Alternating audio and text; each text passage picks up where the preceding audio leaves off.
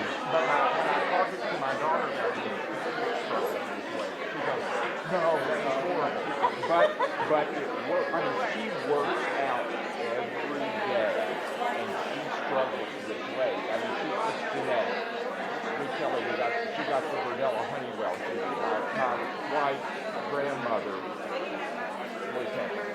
She also really likes bread and butter, as does my one daughter. Yeah. You can't work out a bad diet. What's that? You can't work out a bad diet. You can't work out. Yeah. You can't work out enough. No. She likes to eat too much. But you got to decide. But she works. I mean, she really works out. You know, it's a diet thing. You know, it's metabolism. There are people who can do anything and not do it.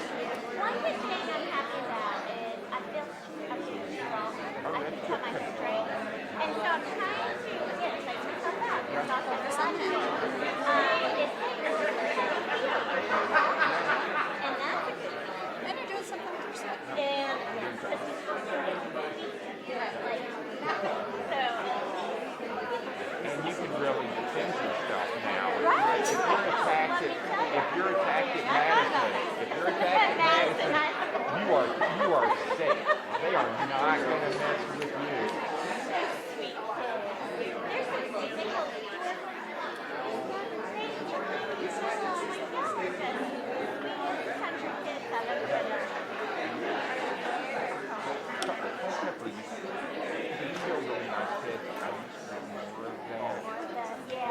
It's still not like being in one of the. What's that? Yeah. Okay. No, I doubt even the. Good morning, everyone. Occasionally, but not. It's just different. Hello, everyone. Thank you so much for coming today. I know you're all very, very busy people, and it's delightful to have all these fun people in the room. This is wonderful.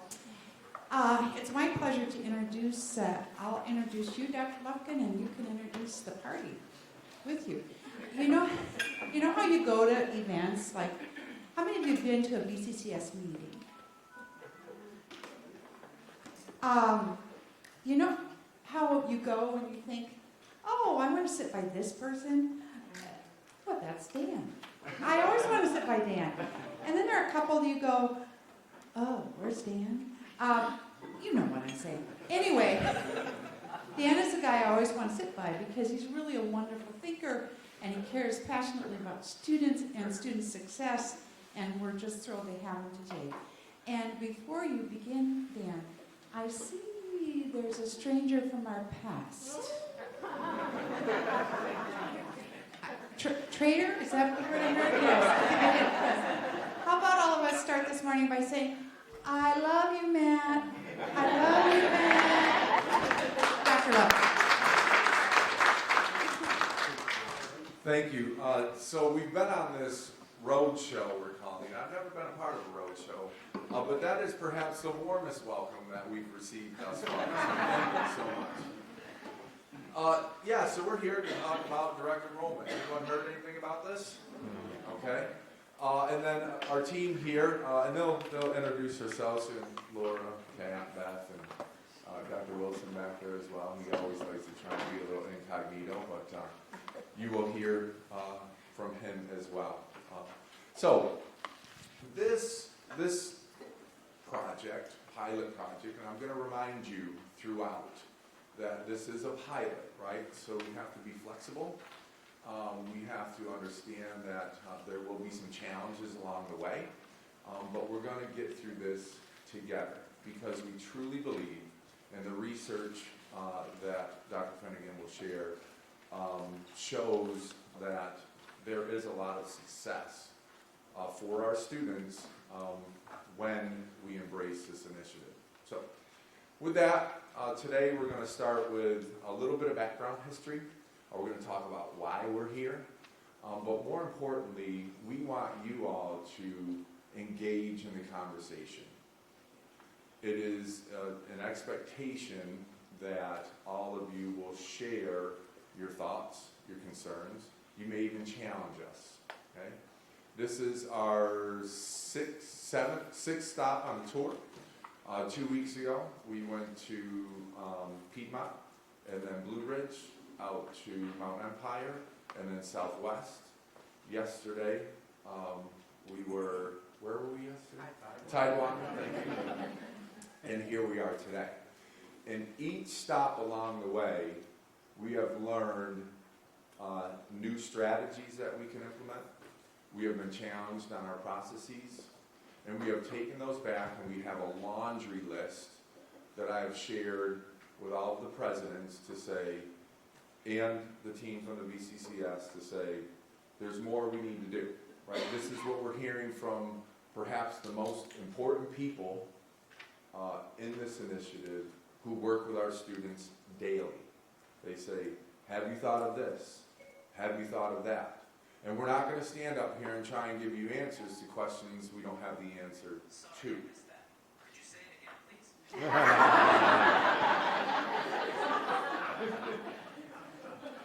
I have to remind myself every now and again that I don't clearly articulate things, so that's what I do.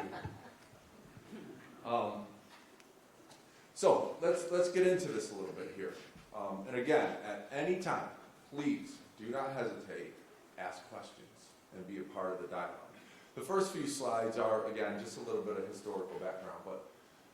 So if I had to simplify this, right, the reason we're doing this is we want to place students directly into college level courses. Okay? That's the goal here.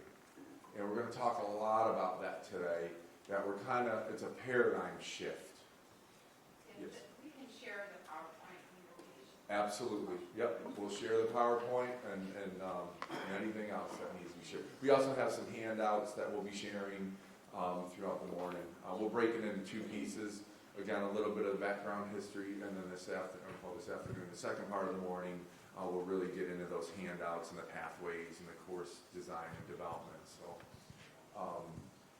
So if I had, again, just a sentence, I would say that, that's the goal here, is to directly place students into college level courses. Breaking down some of those barriers, specifically this long placement test that so many of us have talked about for years. Why do we make students come in, take a 3-hour plus test, and then look at that score, and that score determines where a student is placed, right? When there may be so many other factors involved in the student's success and their ultimate placement, okay? So just to show you all, there are 8 colleges currently in the pilot. This started with 11 colleges. Roughly 2 years ago, about a year and a half ago, the chancellor, during what's called the Advisory Council of Presidents, that's as we refer to it, ACOP, he asked the college presidents, he said, again, we had this discussion about barriers and the good work that came from the task force that looked at enrollment challenges.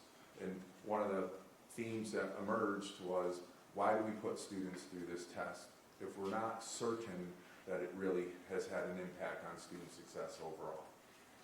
So we asked, not voluntold, college could volunteer if they wanted to be a part of this pilot. And at the time, 8 colleges raised their hand to be a part of the pilot. Okay? Or 11. And then, halfway through, about a year into it, the chancellor came back and said, okay, we're ready to go.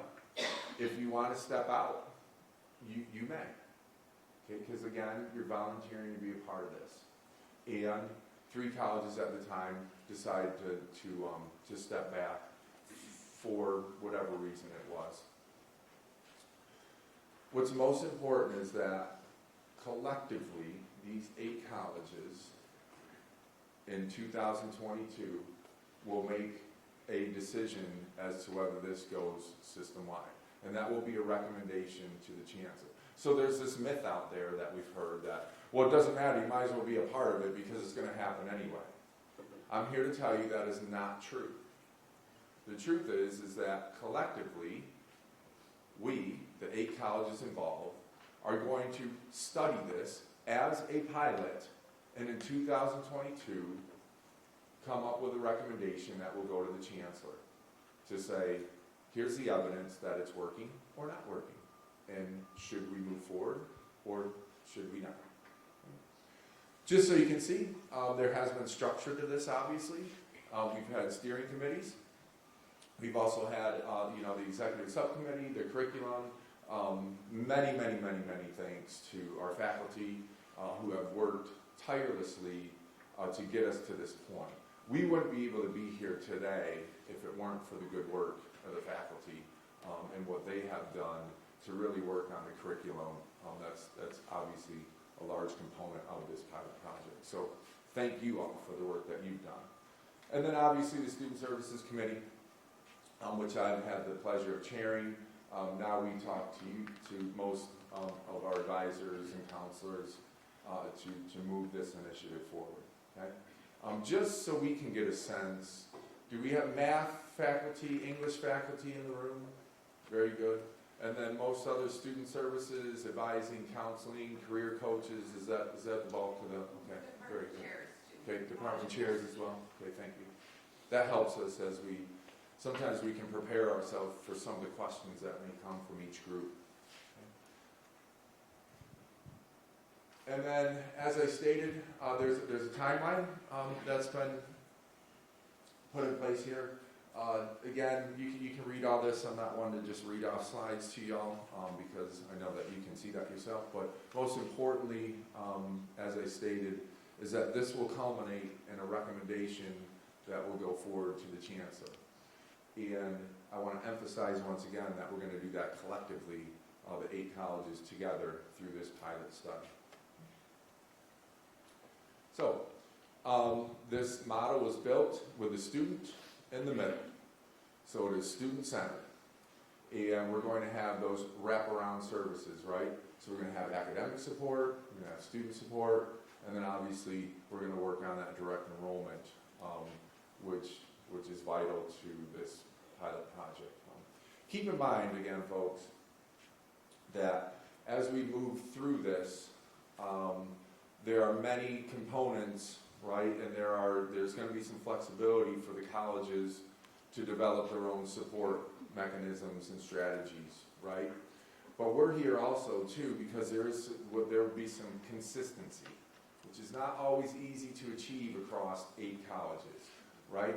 Hence the reason why we felt it was extremely important to come and do our roadshow, if you will, to get out in front of all the colleges to say, here are some of the consistencies that we've built within this pilot that all 8 colleges are expected to do, right? But at the same time, you're going to have some flexibility to build your own support networks because nobody knows your students and your demographics better than you, right? And we're not going to be presumptuous to say you need to serve students in this way. That's where your expertise comes in. So, the good part is you don't have to listen to me the whole 3 hours, right? So we're going to kind of tag team and go back and forth here. So good morning, everyone. I'm Kat Finnegan. I'm the Assistant Vice Chancellor for Research and Reporting at the System Office, and I've had the pleasure of being a part of this task force pretty much since the beginning. And you can imagine, we've got 43 people in the task force, including 6 presidents. And we were very clear that we knew exactly what we wanted to do from the beginning, right? Right. So one of the things that came clear after spending a great deal of time reviewing, researching, talking to others who've gone ahead of us in this statewide scalable project that we're talking about was that we needed some form of guiding principles, things that we could refer back to whenever questions happen, whenever we were thinking about policy, whenever we were talking with groups. So working with the task force and with the presidents, we were able to create a set of these guiding principles. And in fact, I think these were the reasons that 3 of the colleges chose not to be a part of it, because there were pieces there that they felt that their college could not specifically commit to. So we're really pleased that the 8 that did commit are committing to these. The first, perhaps the scariest here, principle was to eliminate the use of the VPT. And I say that in a deep voice. Eliminate the use of the VPT. For placement for non-dual enrollment students. This was what the chancellor asked us to do, was to look for a way not to have a student take a 6-hour test, the very first thing that they did with us. He felt that it was a barrier. He felt that there were concerns coming from the colleges and from others. He'd heard it in the task force, and he wanted to say, is there a way that we can get away from a high-stakes test as the only measure for placing our students into our college-level math and English classes? And that being the case, everything we're looking for is how do we actually accomplish that goal? The second piece, obviously, is to place students into those college-level courses with the appropriate concurrent learning supports. So we recognize that not all students are ready immediately. They're not college-ready. We've seen that. They need support. They need help. There's plenty of research out there that says that there are, and I'll show you in just a couple minutes, that there are students who we are underplacing, a significant number of students that we're underplacing, and that those students might be able to be successful if they had the appropriate structures around them. It could be in the classroom, it could be outside of the classroom, it could be in other ways. We needed to be able to identify what those were and say, this is a best practice, this is what we would recommend. Initially, we had said that we wanted to eliminate prerequisite developmental courses. Well, in June, we started working with our faculty, and thanks, Grace. We appreciate you being there. They showed us the error of our ways. We have now chosen to change this guiding principle from eliminate developmental courses, prerequisite developmental courses, to limit it. And you'll see in a few minutes as we're talking through that we've limited this down to essentially 3 prerequisite developmental courses for specific populations for specific reasons. And we'll talk through that. I know you likely have a lot of questions around that. But we're really grateful to the faculty for really thinking through this. They thought across all of our students. We wanted to engage faculty and staff in developing training and support to accomplish this goal. Again, we've engaged faculty much more directly. They started in June. There was a faculty lead in English and a faculty lead from math. Lauren? Was the, I think, one from Grace Salucci was your lead for math. I think Lauren Foster was the lead for English, and both of them have been highly instrumental and very engaged in those conversations with the other 8 leads. Since then, they've taken time, hopefully they've been talking with you, they've engaged you in these conversations, they've brought back your feedback. This is our opportunity now, specifically to work with student services staff. We really haven't had the chance to do that. So the roadshow was our first opportunity to say, what's going on? Here's what we're thinking, here's where we're going. And I'll say it as a result of having been now to 6 colleges, we have changed. We have thought through things. We have been apprised of a lot of situations that we weren't aware of, and we're taking a lot of that information back to the task force to say, we need to make some decisions here. What are those decisions going to look like? How consistent are we going to be there? We wanted to also talk about developing concurrent learning supports, such as the co-requisite courses that we've been talking about, as well as what other supplemental instruction needs to be available. Should there be tutoring? Should there be other things that will help to support a student as they're being placed with these college-level courses? Finally, we wanted to ensure that students who are at the margins, those students who are very much lower than we would expect, and those students who actually are going to fly, have an opportunity to be supported in this structure. So a lot of the work that we did with the faculty looking at the prerequisite developmental education thought about those students at the lower margins. What do they need? What will they need to be successful as they're moving forward in their goals? We also thought about students who are really certainly ready to go on to calculus. What do we need to do for them? What would the policy be for placing them directly into a higher level math or English course? And then finally, thank you, Dr. Gullickson.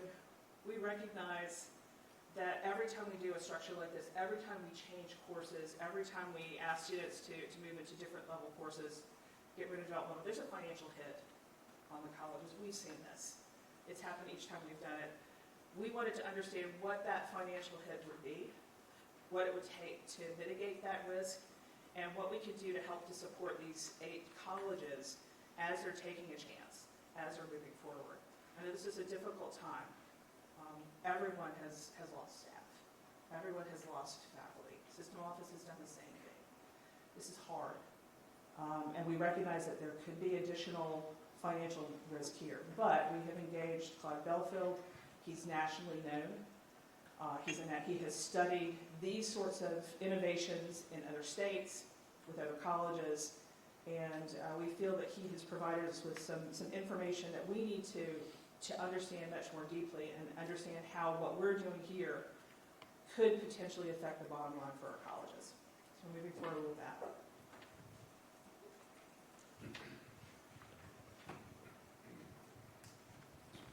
So, why are we here today? Outside of that, just Japan is a beautiful place to be. Share key policies, right? As I said, we built some consistency, and we're going to share those with you. So there are some key policies that have been agreed upon that we want to share with you. But again, want your feedback on those when we present them. To clarify any myths about the pilot, right? I already stated one is that folks feel that this is going to happen anyway. But again, I want to reiterate that this is really a pilot project that collectively we're going to help make a decision on. The other is provide guidance on the process. That's where we want your feedback. And then share information about some of the technologies, some of you, especially that work in admissions, advising, want to know how are we tracking students, what do those student groups look like, right? We'll have all that information today, and again, want your feedback on it. We're going to ask you for some help, right? We're going to need your help in implementing this, and we'll get into what some of those are as well. And then finally, as I stated, we just want to build some consistency. For this to work, especially when it comes to the policy piece of it and the course mapping, we really want to build some consistency across those 8 colleges. So if this is implemented across the VCCS, that it's consistent across 23 colleges, right? And that would be the goal. So I should know this like the back of my hand by now, but it brings an important point that we've actually, after each of the presentations in each college, we've changed the PowerPoint. So what you're seeing is probably a much better version than what Piedmont got in the first go-around. Trust me. I started my career as a sidebar teaching elementary education, first grade.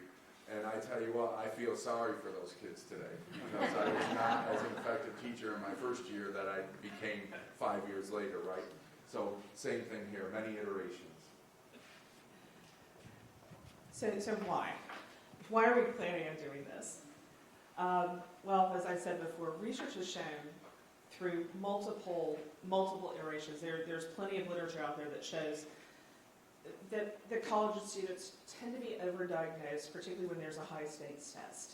And they're overdiagnosed as being underprepared, not overprepared. Oftentimes I know when I was a counselor, I assumed that the student really needed a lot more support. And I wanted to provide that support. That was my inclination. I wanted them to be successful, but I sometimes assumed that they knew less than they did. And the research actually does show that that's the case. About 1/3 of the students who were assigned to remedial courses could have actually earned a B or better in a college level course if they'd been given the chance. So think about that. 1/3 of the students who were in remedial could have moved forward. So can you imagine 35% of your students, 33% of your students who were in developmental being successful in a college level class from the beginning and then continuing to return to take that next level class to move forward. We know that we lose a significant number of our students in those developmental courses. And that's not what we want them to do. They came to us because they wanted to be a college student, they wanted to be a college graduate. And we want to give them that opportunity. We're not the first to do this. When we first started this conversation, one of the things that we did was to talk to folks from 3 states who have gone statewide. Florida was one of the first ones to have it happen. They had it happen to them. They had a legislature that said, we've already paid for remedial courses in high school. You're not going to have that in college. We're not going to pay for that. We're not going to allow that to happen. We're not going to have faculty to do that. Figure it out. You have 4 months to go. We've had 2 years to think through this and to be engaged and think through it. Florida, when we talked with them, said, oh my goodness, That was one of the hardest things that we had to do, and it took us a while to actually get our feet underneath us. And what we recognized that made it so successful truly was the student support. Having advisors, having faculty with those instructional supports. But it took a while for them to build it up, and I think that we're benefiting from that conversation. What did they need? What did they say that they needed to have to help those students to be successful? Tennessee was the next state to go, I think. And again, they scaled it system-wide. One of the leaders for this direct enrollment pilot, Tommy Wright, he's the president of Southwest Virginia Community College, came from Tennessee when it first started. He was in the financial side of the house, and he said, this is going to be awful. It's going to kill our colleges. We are not going to be able to move forward. This is going to be the worst thing that ever happened, when he was in Tennessee. When he came to us, he said, I've been converted. I'm a true believer. I think we need to have this happen. Virginia needs to pay attention to this. So we've been benefited from his experience as well. He brought along Robert Brandon, who had been he had actually been an English faculty member at that point, and then transitioned into a vice president for academic affairs, which he is also at Southwest, who started with the same idea. He said, I didn't believe in this. As a faculty member, I could not believe that the students I was teaching could be successful if they had not been previously prepared. He said, I wasn't totally right on that. I actually saw when the numbers started coming in change, and it shocked me. And then finally, California. California's been a lot more innovative than we even have been. They're testing a lot of the things that we're talking about here, self-reported high school GPAs. They're testing a lot of other innovations that are included. And each one of these states has had success. So we're hopeful that Virginia students are even better than those students, that our high schools are better, that our faculty and our support staff are better, and that we can see better success than even these three states who are seen nationally as leaders and models for this type of work.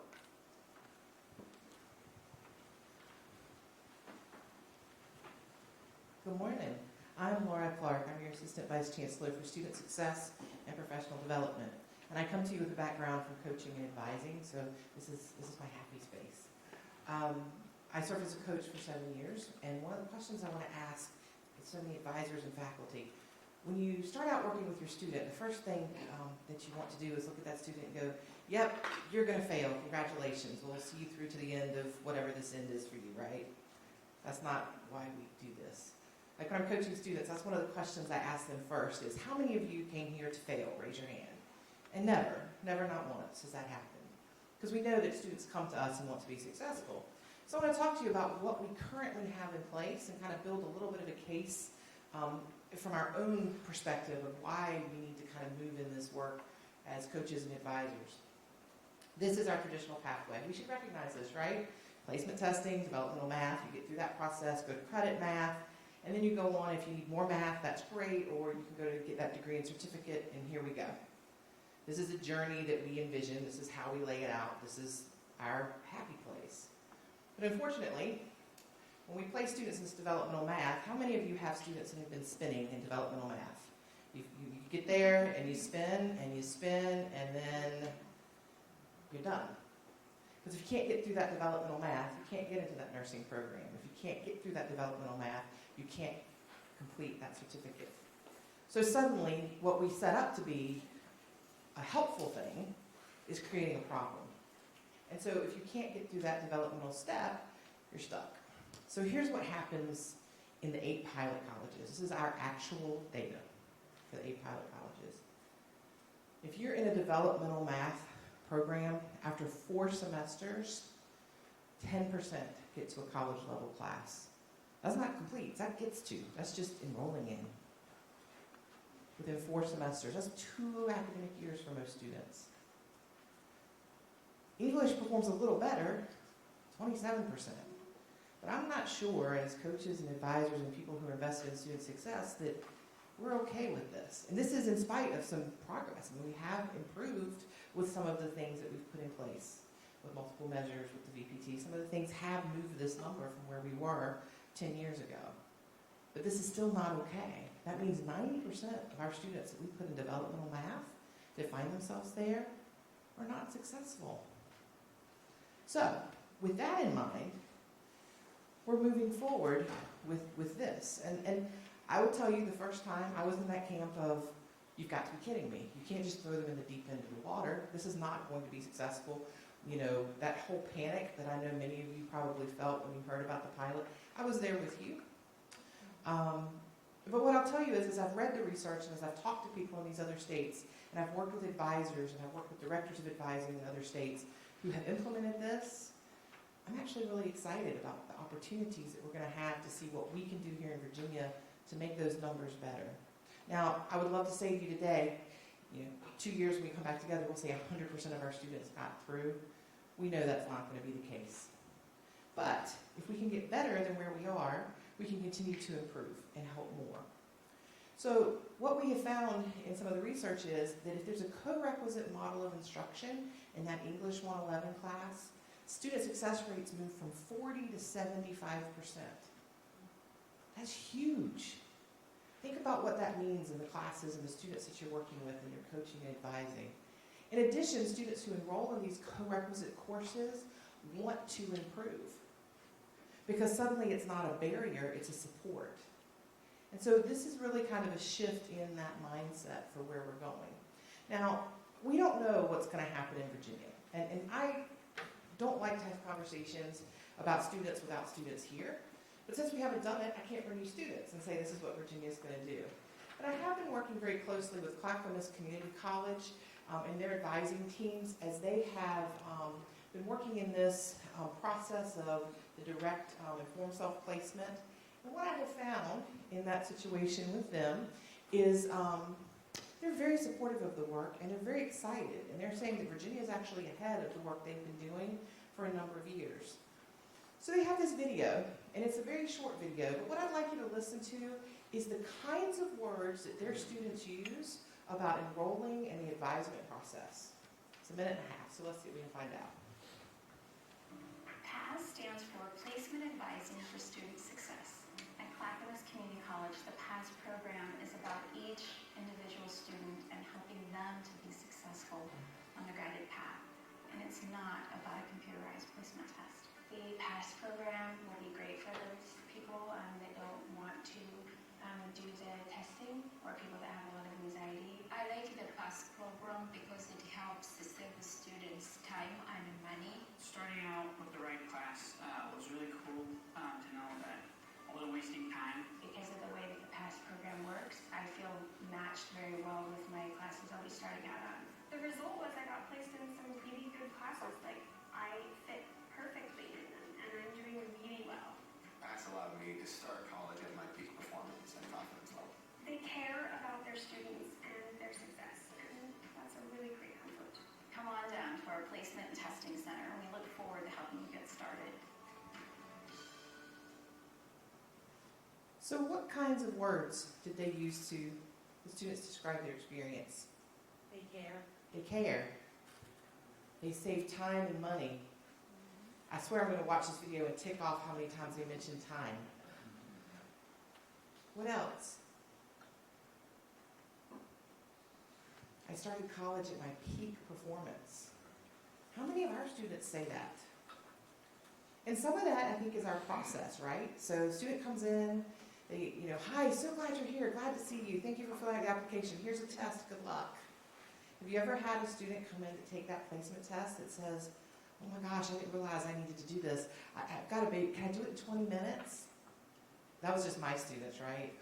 I'm the only one that, okay, so you have that student too, right? And what about the one that comes in after they've taken the test and went, gosh, I didn't know it was going to be so much. I could have probably done better if I'd studied.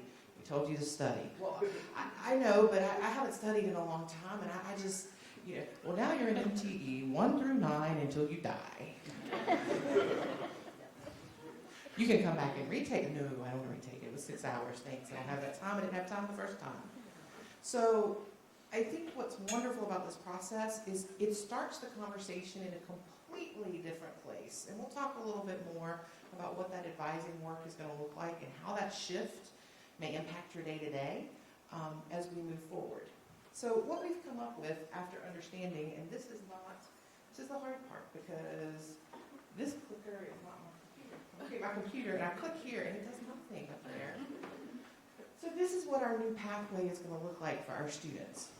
So there's going to have a multiple measures placement, and then they're going to be placed directly, if possible, into a gatekeeper course, that math and English, with the appropriate level of co-requisite support, and then they're going to move to their degree or their certificate. So hopefully this process is going to, by design, eliminate a barrier that we really didn't mean to put there as a barrier. Are there questions about this? And again, as we've mentioned, college is using this co-requisite model.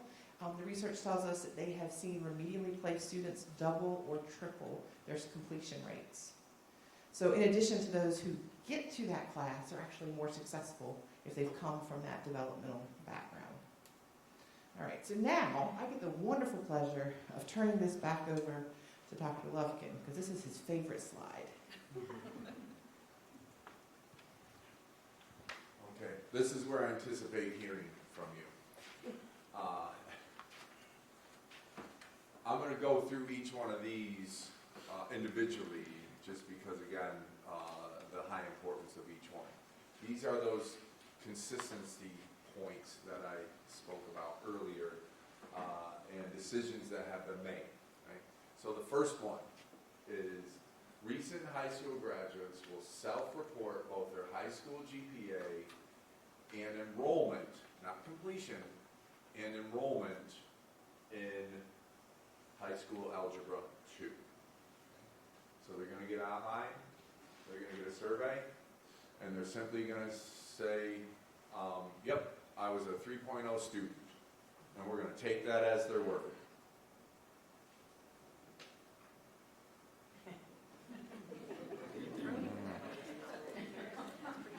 Seriously. So, thoughts, comments? If you do have comments, make sure you get a mic because we're live streaming. Oh, yeah. All right, we're here. Yeah, we're used to this. Moving around. Yes, sir. If you just bring that mic. Here you go. You know, it might be helpful for them if you, please introduce yourself and just tell your question so people know where you're coming from and your questions. Hi, I'm Austin. I'm an academic advisor. And you mentioned offhand before you started this slide that you were looking into some research into self-reported grades. So that might be a bit reassuring if you could tell us, like, does success rates, does that differ from when we get the official transcripts? Thank you. That's an excellent question. And I will tell you, when we first made this decision, I went, oh boy. I'm a data person. Like, I want the data. I want it to be accurate. I want to make sure that we've got it where it needs to be. And I was like, oh boy, this is going to be a little dicey. We don't know what students are going to say. We don't know if they know what their high school GPA is. Although I would actually say, and you don't have to self-disclose right now, do you know really kind of what sort of student you were? Could you kind of describe yourself as an A student or a B student or a D student or an F student? How long has it been since high school? 9 years. So one of the things that's nice about, and you'll see when we pass out this, the cuts are not 2.735, 243. They're actually 2, 3, 1. These are cuts that people know. People know that they were an A student, a B student, or a D student. So that gives me some hope. But you asked specifically about research. There's been a fair amount of research out there on self-reporting just in general for reliability. But there was specifically, just recently published, a look into the California system, I mentioned the California system, at a couple of community colleges where they ended up having a self-reported experiment unintentionally. They forgot to put in their catalog the cut rates, the cut scores, and the fact that the student actually had to take a VPT test, or not a VPT test, but a CPT test. And as a result, they realized that they couldn't actually require students to provide the transcript or to actually take a test because that information was not in the catalog. They were not allowed to do it. So they ended up with a sort of what they call a randomized control trial. And what they found was a couple of things. One, students were actually relatively accurate in being able to report what their scores were because they were eventually able to connect those back to the actual scores the student took. The second thing that happened was around equity. And they found that students who were in underrepresented populations who had previously been put into courses for remedial courses actually found themselves being put into higher level courses and doing well. They actually did well in those courses and were able to proceed at a much higher rate than they had been before when they were being placed with the placement test and being placed into remedial. So from a California standpoint, that was good news because of the diversity of the students there. And I think we could say that we would like to see that with our students as well. I'm happy to share the research with you and provide you with the actual report. But it's one of those things, it's now in a peer-reviewed journal. It's just one piece of the information that's out there. I've actually talked to a number of national experts and said, are we crazy? Is this something that, are we going to kill our system by actually trusting the students? And the national experts are like, no. You'd be surprised what students know. And you'd be surprised at how truthful they are in trying to assess where they are and where they're able to be. It's a great question. Thank you. So I'm Gary Johnson. I'm a career coach, and so I want to pose some ethical conundrums for you. As a career coach, I can see their grades. So they have a dilemma compared to students where we can't see their grades. Now, particularly, I have several students that I already know are at a 2.9 something. So how do you deal with those students? You know, there's not a tremendous amount of difference between a 3.0 and a 2.995. How do we deal with the advantage of I can see your grades, but everybody else in other high schools is getting to self-report? Good question, and we've had that at every location we've been to, every college we've been at. We are going to trust the student's work.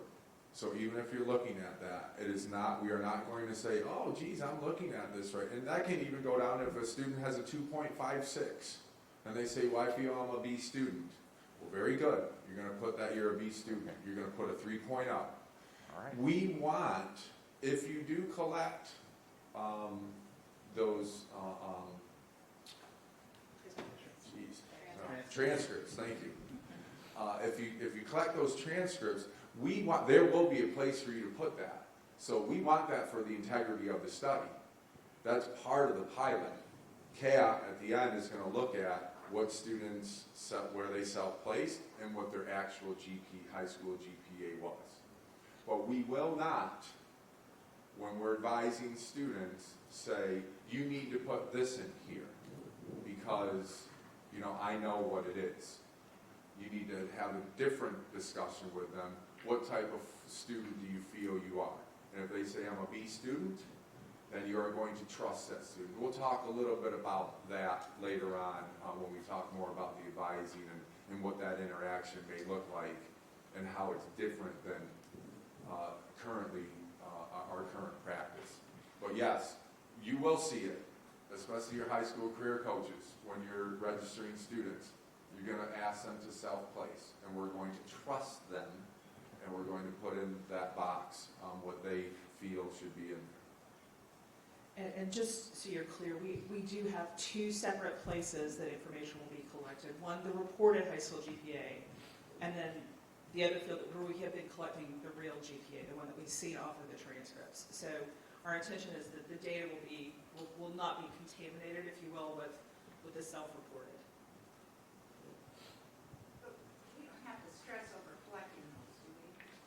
No, absolutely not. No, we'll talk about that later as well. But for some of the colleges, that was a part of their process, and we just did not want to disrupt that. They were getting it automatically from high schools already. If that's part of your process and a part of the stuff that you're already doing, you're already putting it in, thank you. We'll take the information and use it for other purposes. Pam's got a question. I was just wondering how we apply this with our homeschool graduates. Their transcript doesn't always have a GPA, or that might be something they're used to, expressing their academics as a GPA. So we'll show you in a couple of minutes what the questionnaire looks like. There's guidance in the question that says if you're mostly A's, if you're mostly B's, if you feel. So I'd love some ideas. If you think that language would not be useful for the homeschool students, help me to divide some language that would help to give them some guidance. But again, we wouldn't need their high school transcript. So when you're talking with the student, you're just asking them, are you an A student, a B student, and then they self. So let's think through some language there that would help to describe it better than the grades. I think most of us are familiar with the grades, but if these students aren't, then let's think through what that would be. Other questions on bullet point number 1? Yes. So, She got it. Okay. I'm in counseling, Deb Haynes. So, where are they self-reporting? So obviously, they're coming in, you know, as advisors, counselors will see students, and so they're reporting to us. But will there also be a place, because some students have applied, the transcripts come in, the multiple measures have already been automated, and so I don't have to do anything with that. It's already in the system. So will there be something on application that will automate that process? Yeah, there's. And we'll talk through that in just a couple of minutes. We actually have a couple of scenarios to work through with you to talk through that. So if you don't mind, hold on that. We'll answer it in just a couple of minutes. Very good question, and we'll go through all the process itself very soon. All right. So the other one is that the goal is we're trying to place students at the highest level, right?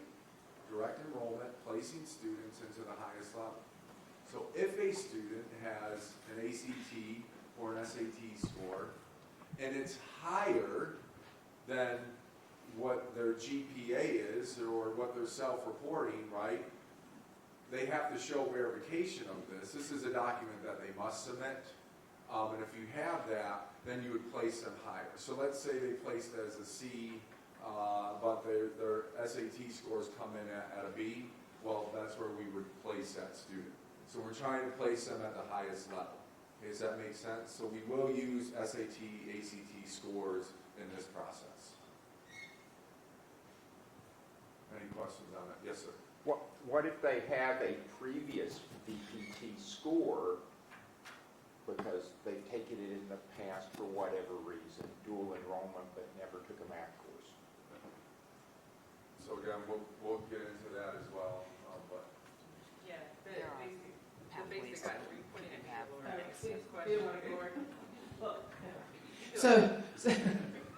hot potato. So we will be looking at, as we go forward in the advising process, remember these are your first time in college students.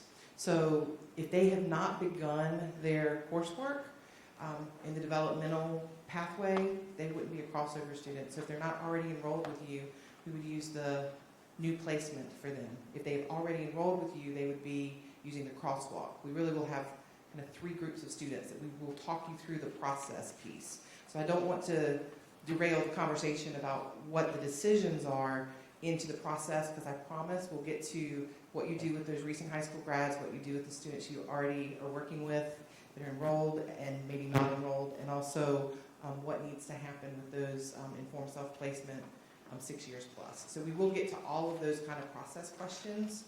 These are good questions, but I just want to make sure that for now we're getting to kind of what these decisions mean. That's kind of the point where we are. My name is Tiffany Wright, and I'm an advisor, and my question is, would they be able to change their self-report score? Like, if they wanted to say they were an A student? Depends on where they are in that process. So they fill out the survey and say, yes, I'm a 4.0 student, and they get placed in the classes and they look and go, oh, I'm not sure I'm ready for this. If they want to come talk with an advisor and move that and say, gosh, I need to fix this, as advisors and coaches, depending on where your permissions are in the system, you'll, and those are determined, I believe, by your college, you'll be able to move those numbers for them prior to the start of classes. Once classes start in their place, it's just like now, right? Once you're there, we need to roll with it. So it's not going to be something they're going to come back and change at the end of the semester and say, gosh, you're halfway through 6 weeks in and go, oops, I messed up. This is when we'll have to kind of talk about what those coaching and support pieces need to look like. But this is not a, this is a place that you have the opportunity, or they have the opportunity prior to the start of classes, they can adjust it if they choose to. Other questions on that one? So I have to make a clear distinction here. There are two different groups that we're working with. There is the self-reported high school GPA for the student who's recently graduated within that 6 years. And then there's the students who graduated from high school 6 or more years prior to enrollment will have course placements for college entry level math and English determined by informed self-placement. So this is where that's the student who 25 plus, right, that you're working with. And they've had different life experiences. They may have been military. They come in and they just say, and again, we will talk about the advisement process, but you will talk to the student and ask them, what is your familiarity with math, with English? And they say, I think I'm pretty good and I want to be in a college level course. And we're going to trust them and we're going to place them in there. Just on informed self-placement.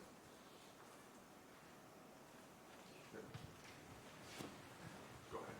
There's 3 mics. That's right. I'm Jordan Good. I'm the Academic Advising Manager. My first thought with this one is I'm seeing that we're doing informed self-placement with these students, which is great. But my side thought with that is, are we developing, and maybe this is a process that's already been thought through, which I wouldn't be surprised of, but if that student is coming to us and is doing it, I don't need to come in and see you. I don't need to have that discussion. Are they able to just go straight in based off of the survey or the placement questions in that application so that they don't need to have that informed self-play? How are we building that informed self-piece? Good question. So, some colleges, I know one in particular, that want students to be able to go online, not have to speak with anyone, because we are an open access institution. So why are we putting up barriers? Where we go right into, so we have mandatory practices sometimes. Some colleges, I do not know what your practices are for onboarding, right? But some colleges have mandatory advising. You must bring in transcripts, mandatory orientation, right?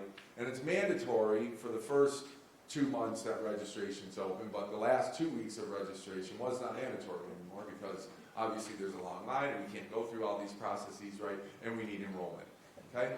That's the reality of the situation, is it not? Okay?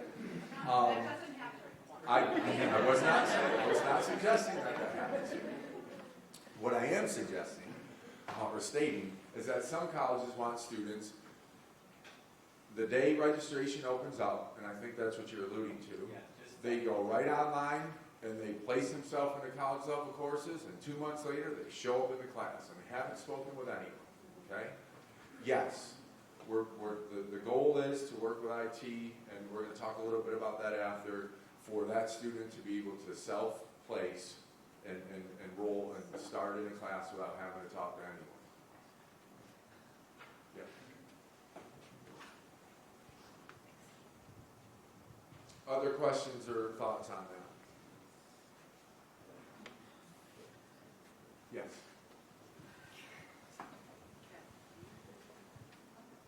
Sorry, I'm Maureen and I'm a counselor here. So there's going to be some process that survey is going to interact with SIS and put groups in place so that there won't be a hold for specific classes. And that's going to be in place prior to registration. Yes. So we can talk through, hey, thanks, that's a great question. We are working currently with IT. We thought we had a process in place. We thought it was ready to roll. We thought it was going to be ready for March. But as with the faculty, everyone else has shown us the error of our ways. And therefore, what we'll have is a process. It will not be automated likely until probably mid-April, unfortunately. But we will have a process. We'll come up with some way so that you're not having to hold students, because enrollment is important right now. We want to make sure that if they're ready to roll, you're ready to roll. So we're working through those pieces. Ultimately, there will be and we'll talk through this, an advising questionnaire that's based within SIS that provides information to you in SIS, and that creates we're creating a parallel process similar to the one that you currently have right now with multiple measures, using the self-reported information. Maybe we should just show them. We'll go through it. Yeah. We'll Yeah. jump right into We'll it. jump in just a sec. All right. Yeah. We're even going to show it to you. We'll show you the questions and all of that. We're just keeping you in suspense here, folks. This is all part of the road show. This is a road show. One question that we normally get, that I'm going to, somebody's maybe thinking this, if you're not, I'm going to share it anyway, that what do we do, does that mean that a student can self-place themselves into a specialized program that requires admissions? For example, maybe an engineering program, allied health program, nursing program. The answer to that is no, okay? A student still has to meet the requirements of an admissions process for any one of those specialized programs, okay? So if there's a prerequisite, well, they have to meet that prerequisite. Now, I know there's discussions among the faculty regarding some of, how they may have to change to align with this process, but under no circumstances will a student just come, we had this question a few times, just come in and say, well, I'm starting the nursing program tomorrow. No, you're not. We would like you to, right? And if you have all of the required documents for that and coursework, well, then of course you will, right? But otherwise, they have to meet those criteria. Where are we going here? To the fourth bullet point. New high school GPA, SAT, and G placement recommendations have been determined. Again, Kat, you can maybe briefly just discuss what that was, but there are a few changes here. Sure. Part of the pilot was to test the boundaries of our cut scores. We have multiple measures in place. It has been in place for, I guess, probably 2 years. But part of the pilot was wanting to understand, are the boundaries that we put into place as part of that policy actually, can we push them? Can we have students who maybe at the lower margins still be successful in these courses? So you'll see that there have been, with the high school GPAs cut scores, we've tried to align those back with SAT, ACT, and GED scores. As part of this conversation, we've actually recognized that we need additional cuts specifically for GED, and we'll talk through a few of those. Then the math and English co-requisite courses, again, thanks to the good work of the faculty that were part of this pilot project, have been established, and we'll discuss again. We'll pass those out and share those pathways with you at the second part of this presentation. And then finally, some replacement curriculum documents have been distributed. They will be very shortly, because again, they'll be a part of our conversation in the second part of this presentation. So, moving forward, any other thoughts, comments, suggestions on these key decisions?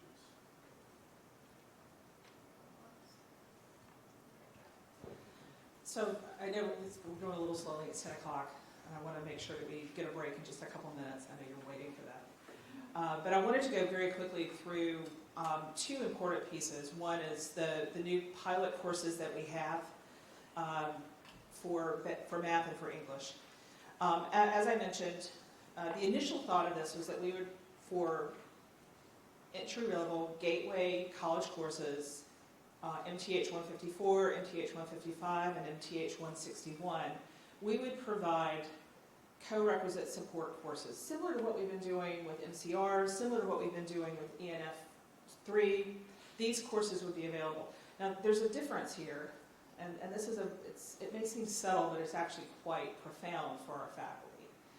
The intent of the co-requisite courses is not to provide a curriculum to teach new information, to be a separate class necessarily in its own. It's there to support the student when they need it, as they need it, with what they need. Just in time. Just-in-time pedagogy is a little bit different than what we're accustomed to. It's a lot different. It's a little scary, frankly. As a faculty member, I'm walking into a classroom with an idea, but not necessarily a real specific plan, because it depends on what the student needs at that point. I need to have a set of tools at my disposal. I need a set of exercises. I need a set of patterns. We all develop those. I need some support to help the student at that point. Dan may be struggling with one thing, but Beth, she's already got what Dan's got. She's got something else that she's dealing with. We deal with this right now, I think, in our MTT, MTE classrooms already, but it's going to be a similar sort of situation for our faculty. It's going to be hard. It's going to be scary. Walking in there every single day, not necessarily knowing specifically what's going on, and providing those supports, ensuring that they've got the understanding about how to talk with students is going to be very, very important. You'll also notice that the courses are giving the students a visual clue that this is a co-requisite course with another course. So MDE 54 is with Math 154. Visually, you see that these two courses go together. Same thing with 55 and 61. For those of you who are extraordinarily familiar with the VCCS policy manual, you will say, but wait a minute, we can't do this because we can't give two. Yes, we know. We know that this is violating policy. We're working through that right now. The chancellor is right now working through a waiver for the colleges to permit us to consider these as developmental courses. And we'll be working with Lori Owens and with Dr. Wilson to ensure that we don't have a Title IV violation as a result of that. We recognize that this is an issue. Thank you. But we wanted to give a visual clue to the students and to everyone else that these courses go together. The developmental courses, we mentioned the prerequisite developmental courses. For math, we're looking for MDE 10, which is, MDE 10 is looking at specifically arithmetic. It's those students who probably would have been placed in MTE 1 through 3. So this is helping them to be successful so that they can move then into 154 and 155. It's those students who are really probably looking more for a liberal arts sort of major, or perhaps they're looking for the first step towards a STEM major, for these students who need additional support. MDE 60 is a version of college algebra, but it includes some additional components that would help to prepare a student who did not have access to Algebra 2 in high school to be successful moving into 161 with co-requisite support. So it's designed as an algebra-based course that moves them forward. You know, if I touch it there, it's not going to move, right? Yeah. Okay. Similarly for EDE.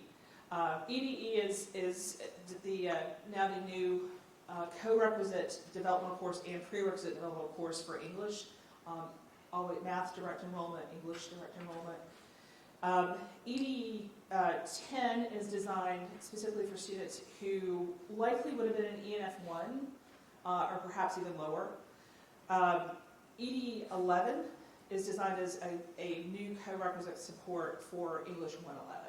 And again, with the idea that actually ENF 3 has been extremely successful. We've seen a lot of success for students. What the English faculty are looking at is again, that just in time. What's different pedagogically? What am I doing differently that I can actually be even more successful than we've been in the past? If you've got specific questions, Lauren and Grace can help you talk through the curriculum. They have access to it. Very shortly, if you're math and English faculty, you may be invited to professional development down in Richmond, being taught by our faculty to develop a learning community specifically around these courses and this just-in-time model. I think it's February 27th and 28th. 27th for the math and 28th for the English. I may have that backwards. But hopefully you're already aware of that. Any questions at this point? All right, I'm going to fly through metrics because we all know these. They're metrics. So generally what we're asked is how do we know if we're going to be successful? The committee has suggested a set of metrics here that hopefully will look familiar in some cases, but will also add to our knowledge because we're looking not only at quantitative measures, but also some qualitative measures as well. Obviously looking at the completion rates of our first-time in college students in the gateway courses in the first and second semesters. This is not unusual. We've seen this before. This is one of our current metrics for performance funding, for chancellor's objectives. This is one that we're fairly familiar with. Comparison of those students, enrollment patterns. So are we seeing them enroll more in full-time courses than we've seen in the past? That's one of the goals here, is to ensure that they are taking advantage of those opportunities and moving forward. What was their success in those college gateway courses? We'll look at both, we'll look to see if they were successful in college level math and English, and then we'll also look to see if they're successful in concurrently enrolled reading, writing, and math intensive courses. We know that there's students who will take an English class and then they'll take a history class, and maybe that wasn't a good fit. So we want to look to see whether or not we're impacting the success rates in those selected courses. And I'll need some help with Jean and Pam to help me to determine what those courses are specifically for Germana. We're going to be looking at the course success rates by placement. So informed self-placement versus high school GPA versus other multiple measures. How successful were they compared to students that we've seen in the past? We'll be looking at their retention, term over term, and then we're going to be looking at, what was the bottom line? What was the net earnings that we're getting from FTEs, from tuition, compared to previous years in these courses?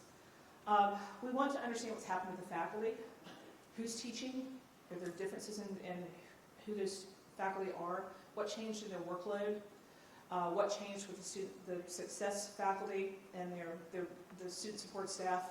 Are we seeing more issues with retention with their faculty? Are we seeing changes in their motivation for teaching or for being engaged or for seeking professional development? What other pieces? So we'll be doing a qualitative study specifically with faculty and staff. We'll be doing a little collecting information specifically on professional development. And then finally, we'd like the student voice in this. We've never included that from the system level before, but we'd like to know how your students feel about it. We're going to roll this out to potentially to 23 other colleges, maybe, not saying that we are, but we'd like to understand what the students felt the impact was for them. I would love, at the end of this, just personally, success for me would be if we could have a video like Clackamas with every one of the 8 colleges students to say, I started at peak performance, I saved time, I saved money, I felt better about who I am. To me, that would be, that gives me joy. I'd love to be able to take that out and say, our faculty and staff and our students felt that this was an important piece for them. Any questions, Dr. Gullickson? The majority of our students are not first-time. Wait, I'm coming. We have people watching on live stream. Oh, sorry. Are they able to ask questions? Are you getting their questions? Okay, let's see if we can get questions. Okay. The majority of our students are not first time in college. They've had some college either through dual enrollment or at other higher ed institutions. How that really skews the data?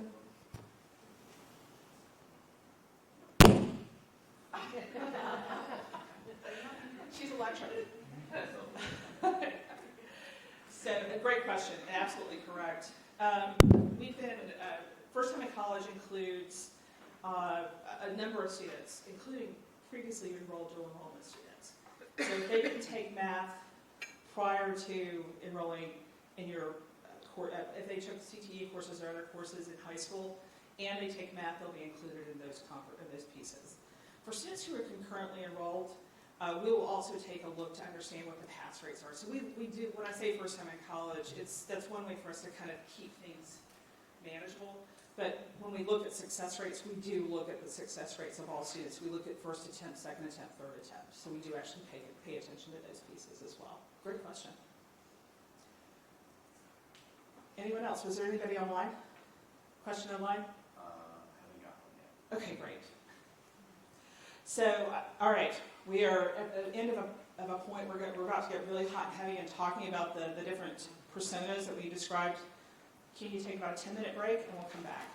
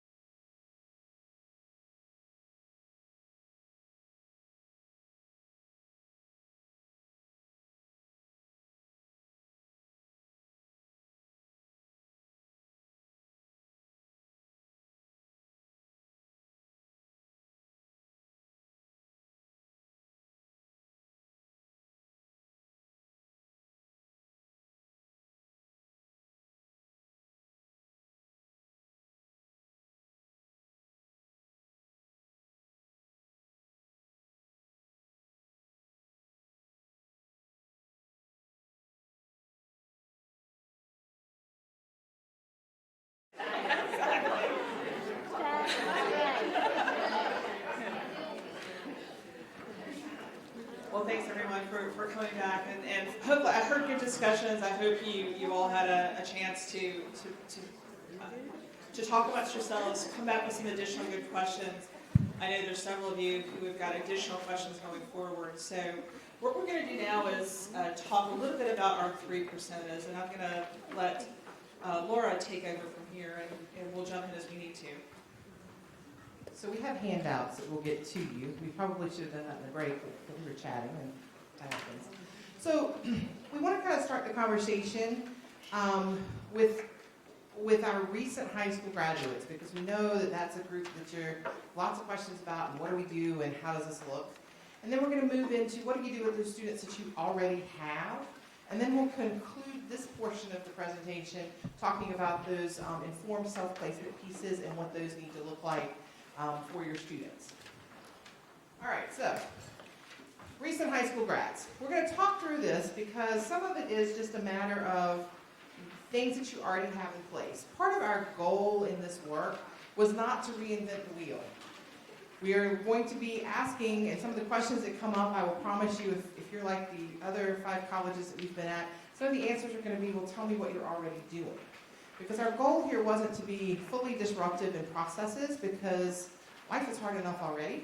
So we want to keep as many things familiar and recognizable, and also to capitalize on systems that many of us, and processes that many of us have spent a lot of time invested in and figuring out how to make work in the first place. So the first place that this is going to start with your student as a recent high school grad is with the application. Students fill out the application, right? Yay! So we can get a check there. That's easy. Now what I will tell you is one of the disadvantages about a pilot project is the pieces that we're going to go forward with, I'm sure the question is going to come up with, well, why can't we just do that in the application?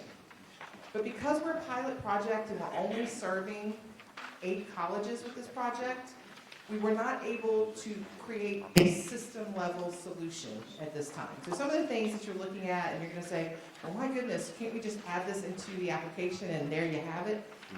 Perhaps when we get to the end of this, if the recommendation is this is the way that we want to go about it, we can investigate those. But it was both cost prohibitive and not a way to do it without including the colleges that are not involved in the pilot for the work that we're doing together. So part of the joy of being in a pilot is you get to get some new processes. We're trying to make them as painless as possible. So your student completes an application. At the conclusion of that application, you do something. I don't know what your processes are here, but I'm hoping somebody will tell me. You do something to communicate to that student. Yay, you're here, your hours, we're glad to have you. You need to register, see an advisor, take a placement test. How does that happen here at Germanna? How do you communicate with that student?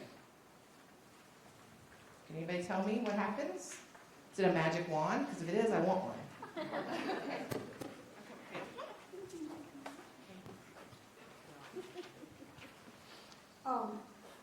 We do have an email that goes out to the student who's completed the application with some information, actually directing them to make an appointment with an advisor to navigate with the directions on how to get into navigate. Okay, that's perfect. So the process is that an email goes out to them saying, hey, this is great, glad to have you, this is how you get into navigate, this will help you with those next steps. So in that process, embedded in that process, there's going to be a link. And this link is going to be generic. It'll be the same link that you use for all students. This link is going to go to an SIS survey. So we'll ask you to embed that link with a little bit of language in that email that you already sent. You can also embed this link in your Navigate checklist. You can have this link on iPads in your admissions advising coaching offices. You can have this link on tip cards in the student lounge. You can put it anywhere. It's a generic link that they'll be able to use. And if they are a high school student, that link will send them to a survey that has 3 questions. When did you graduate high school? We'll collect the GPA, self-reported, and the highest level of math. I'll show you what that's going to look like here in a minute, so just ride with me for a minute. That information will then exist in your advising tabs that you have in SIS. So what will happen is across when you go in and you look at that student, that first frame has their demographic information, and the next shows their enrollment, And then the next shows their student groups, right? Are you with me? A new tab is going to be added, and you will be able to see the students' responses to the survey. Okay? There may be an interim step until we can get that up and running, but we don't know what that will be just yet. So there may be a few weeks that we have to have a slightly different process just to make sure you get that information. But we will finalize that and give you that as it comes. But ultimately, in fairly short order, you'll have a new advising tab to show you their answers to the survey. Once that information is there, for these high school grads, when you run your student group process, it will use the cuts and the information that we're going to talk about in just a minute and place them into student groups.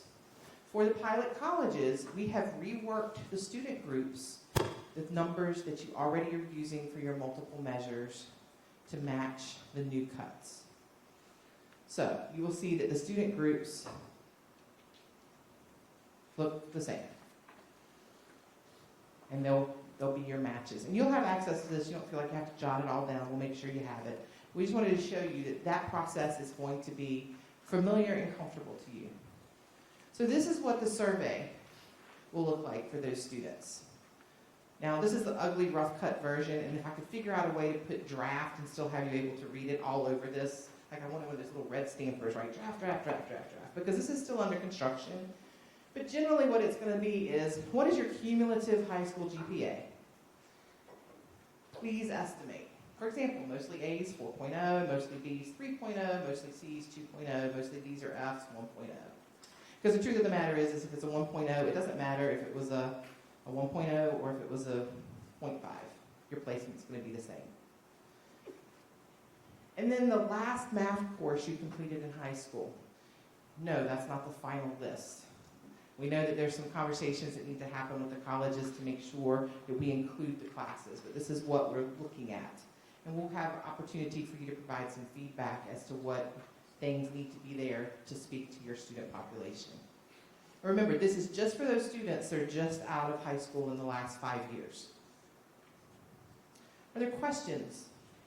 Or can I just encourage people, speak now, because you really are good at this stuff, and if you see something that just is not going to work or doesn't work with our workflow, now's the time to say something. Hi.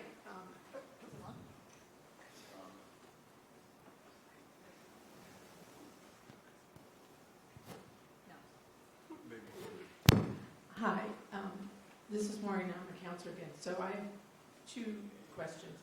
That last math course does not include algebra functions, which is a class that many students take in this area, and we don't even use it for placement because it's not helpful. So that might need to go on there, but if it did, what would you do with it? Because we don't use it for placement. Algebra functions? Say it again. Algebra data and functions. So is it equivalent to, what is it equivalent to in this list? It's not, so it's below algebra 1. It's more like algebra 1. It's almost like a stop. They'll go algebra 1, geometry, algebra data and functions. And then the students will stop at that point. We'll go on to algebra. On a standard. This came up for our area too. Just to let you know, I'm the director of advising for Blue Ridge Community College, and my name is Beth Steyer. So our schools teach algebra functions / data analysis, and what I propose that perhaps we add it to the list just so we as advisors, when we're looking at, will know that that student is below the algebra 2 level, and that they've not taken algebra 2. The perception from our counselors and our career coaches is that often students think they've had algebra 2 because it's a second algebra for them. So there was a request that we specifically add algebra functions, data, and analysis. So for your advising purposes, you would probably know that they're below an algebra 2 level. I'm a career coach, so I know exactly. Okay. But I think it would actually be more helpful if instead of you say the last math course, you say the highest math course. Because we have lots of students that go up to algebra 2, but because there are not enough higher level math teachers, they then get placed into algebra functions. So they've already taken the Algebra 2. So I'm developing an internal form now for our college to use in the midst of when the new survey will launch. And we just met last Friday, and they've asked me to do it as a drop-down form so the students can only identify one math as their high, and we're putting in highest math, and to put them on the list in the order of what is the lowest all the way up to the highest. So that might be some input for the survey. So we are all about the flow. Sorry. We are all about the flow, and any additional step is not acceptable here. So I would say fix the form for everybody, because I think your solution is the best. Absolutely, and that's the kind of feedback we'll be collecting when we get to the part that we'll be testing this. These are the kinds of things that we're going to be looking at and looking for that feedback. So there will only be one form, so each college won't have multiple forms. This will go out one way. And then my second question was, in the process of how you're going to do this, because you said it might come in mid-April. Our summer registration opens up March 1st, so what would we do for those summer students and how to place them? And then our fall registration opens up April 1st, so that'll be a little bit problematic too. Absolutely, we've heard this from a number of colleges. I'll take it. Actually, pass it back. What we've heard, I think from the summer perspective, I think that's a conversation you need to have internally, how you want to advise your students with the knowledge that this new set of cut scores is coming in the future. So hopefully you've already started having those conversations, or you will have those conversations very shortly. What does summer look like? What is going to be offered by your faculty? What are they suggesting moving forward? So they'll be this is specifically for those recent high school grads who are coming in, but also you'll probably be having the same conversations with your current students who need to be crosswalked over.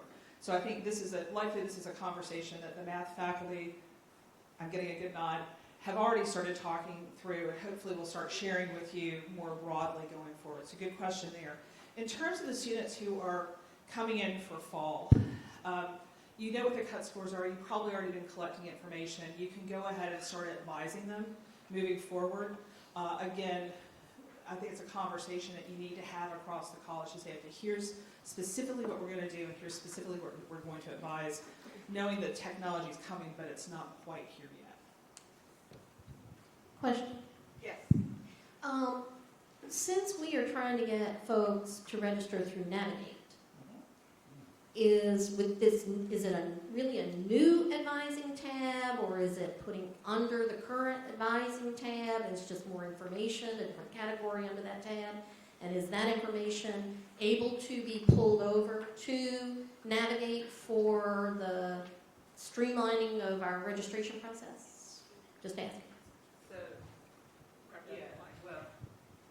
So what you would be using is the SIS groups, right? So those groups are attached to specific classes. When you set up your new classes, these groups would be attached the same way you currently attach your multiple measures groups to classes as requisites.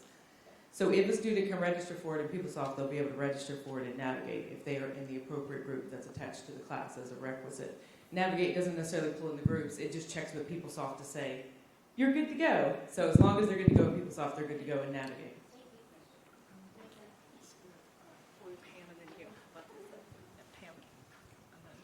I had another Navigate question.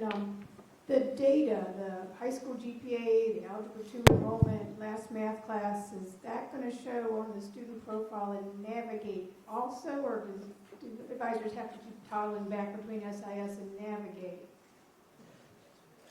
Right now, we're only looking at SIS, so we've not moved it forward to Navigate.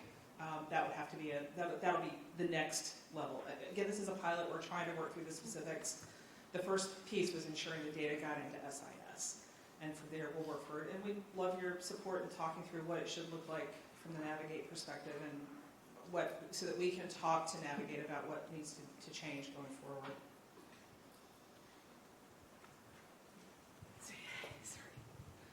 Hi, I'm Ann Lyons. I work in the area of academic support. My question was whether you're going to include under calculus, like AB calculus, BC calculus, or AP statistics, just so the students can be placed in the appropriate classes, especially if they're going into the engineering program? So this was actually a change from what was sent out in December. In December, the flow chart that you probably took a look at included a placement recommendation specifically for calculus. The math group came back together, had a district conversation, and decided that is not truly a gateway class. Calculus is not a gateway class. Therefore, it's an institutional decision on how you wanted to handle the placement of students who had calculus in high school and when they would go into calculus at your college. Is that what you were asking specifically? Or are you asking should we include it on the list? We can do both. But I've probably answered a question you didn't actually anticipate at that point. No, I knew that. Right. I knew that it had been taken. Sorry. I did see the change, and I knew it had been taken off the list. I just thought that sometimes new students come in, they don't know necessarily to offer that information. So if it was there on SIS, the counselor then or advisor can say, oh, I see you took this AP class, and that would help in the placement process. We got it down. Thank you. Other question? So, two-part. One is we have students high school students who have already enrolled but are not taking classes. We wanted to get them in the system. Is that up to the institution? How to get them to? So this is one of the pieces that we are trying to find a solution that protects the integrity of what we're doing, but also the urgency of what you're doing. So we have a number of colleges that have already actually started placing students for classes in fall. Right now, if you run the students' information, they're going to be placed in the student groups on the current multiple measures. I know at least one piece that we're going to do is release a date for when that's going to change for the pilot colleges. That piece has not been set up through IT yet. They're actually working on it now. So once we know what date that will pull and roll the students into these new cut scores, we'll let you know that. As far as what to do with the students that you have right now that are trying to enroll for fall classes and are not taking summer classes, because remember, your summer students are not yet being placed with this method. Summer students are still being placed in the old method, so there's no, the current method, so there's no change in how that does your enrollment for your summer. You want to look at it, we'll talk about that with the crosswalk piece, for what that means for their math and English and when they start those classes. But for those students that are trying to enroll in fall, we are going to need to figure out what that piece looks like, and we've heard that in a number of places. And Dan, you can correct me if I'm wrong, but I believe that part of what we want to make sure is that we get that self-reported piece, but we also don't create a backlog of work for the advisors and coaches and colleges. So we're working on a solution. That's one of those high-level pieces that is in that bank of 12 questions that we're trying to get those solutions to. And another quick question. I'm still having cognitive dissonance, so I want to make sure I'm correct on this. Okay. The student self-report will override the actual GPA. Absolutely. And part of the reason, let me just give you a little personal piece in that may just kind of help with this. So life happens, right? So we have students that they may have been an A student, and life happened and something went wrong. The research supports that if they believe they're an A student, they're going to perform like an A student in most cases. So we want to make sure they have that opportunity to be who they choose to be and live with us. How will this align with G3 when the students would not even be taking academic classes perhaps till level 3? I love that.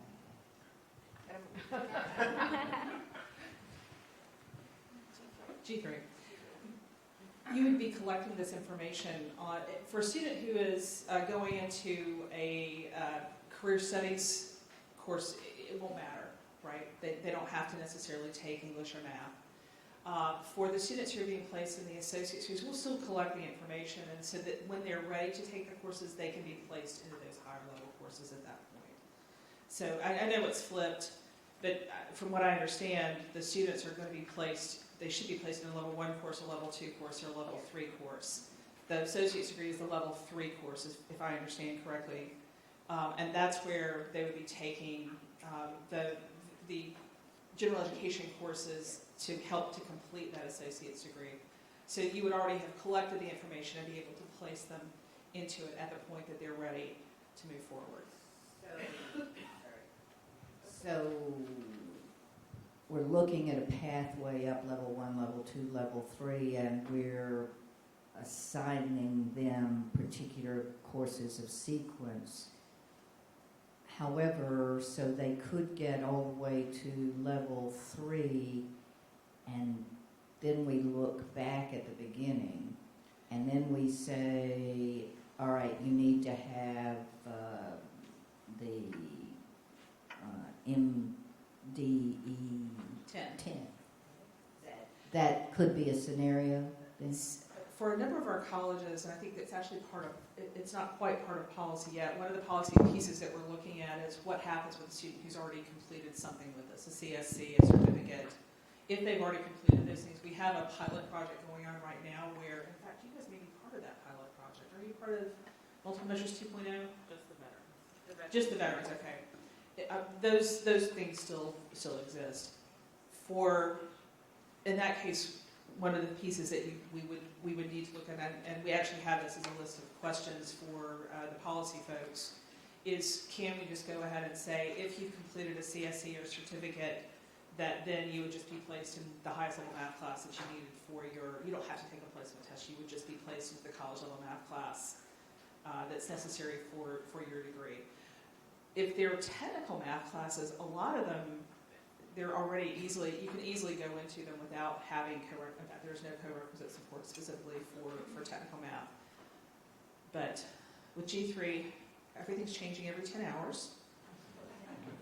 It'll be 8, 5, 4. We know. So what I'm saying today will be different this afternoon, and perhaps even on Friday when we have the conversation. So I'll say G3 is a moving target right this second. We'll do the best that we can to ensure that we don't disadvantage the students who would be eligible and who would want to move through the G3 process. Thank you. Question over here. Yes.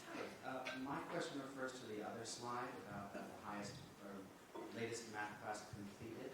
So if I'm helping a student fill this out and they say, well, I took Algebra 2 but failed it, would they put Algebra 2 or the other class that they completed successfully? So, do you want to take that? Yeah,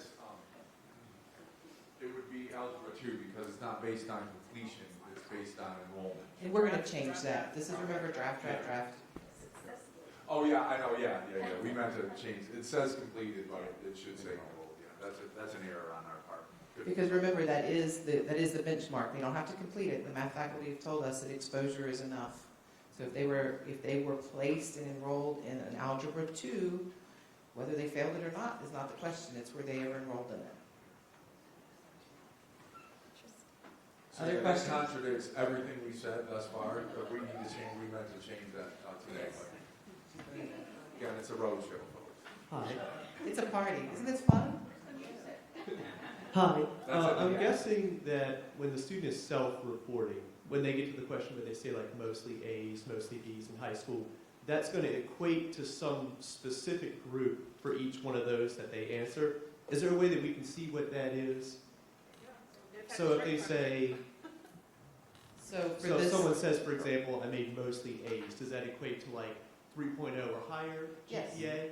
Yes. I see. They said mostly A's, it's a 4.0. Good. I was wondering if that was true across the board, Yeah. but it looks like it. Yes, thank you. That's what I really wanted. Actually, let's move on to that next slide now so we can get into those discussions. Okay, so we're going to do English first because it's a little easier. You have these in front of you because I know these words are little if you're in the back of the room and like me. So if you're 0 to 5 years out of high school, if you have a GPA of 3.0 or higher in high school, you go directly into English 111, 115, or 131, period. If it's a 2.0 to a 2.99, then you're going to place into that English with the co-requisite support. If you have less than a 2.0, you're going to go to that EDE 10 for developmental work. If you are placed in the developmental EDE 10, in the next semester when you take your English 111, you will be placed with a co-requisite. So if you start with the EDE 10, you're going to go back. When you step up, it has that co-requisite. That's important to know for this population. So the other thing is these are the new cut scores for SAT, ACT. Now the student does need to provide you documentation of these scores, but it does not have to be the official document from the College Board. They can pull it up on their computer, your computer, if they're in your office. As long as you know it's their score and they're with you, you can accept that. The idea behind this is not to create barriers, but if the student says, look, I really didn't do real well in high school, but I test real well, let me show you what I can do, then that's how that works. We do know that this GED score does not have a placement for GED, for the English with the co-requisite, or for the EDE 10. When we did this particular piece, that information wasn't available. That is on our, we need an answer to that question for our GED students. So this is what English placement looks like for those recently out of high school. Any questions on this? Sorry, I'm asleep.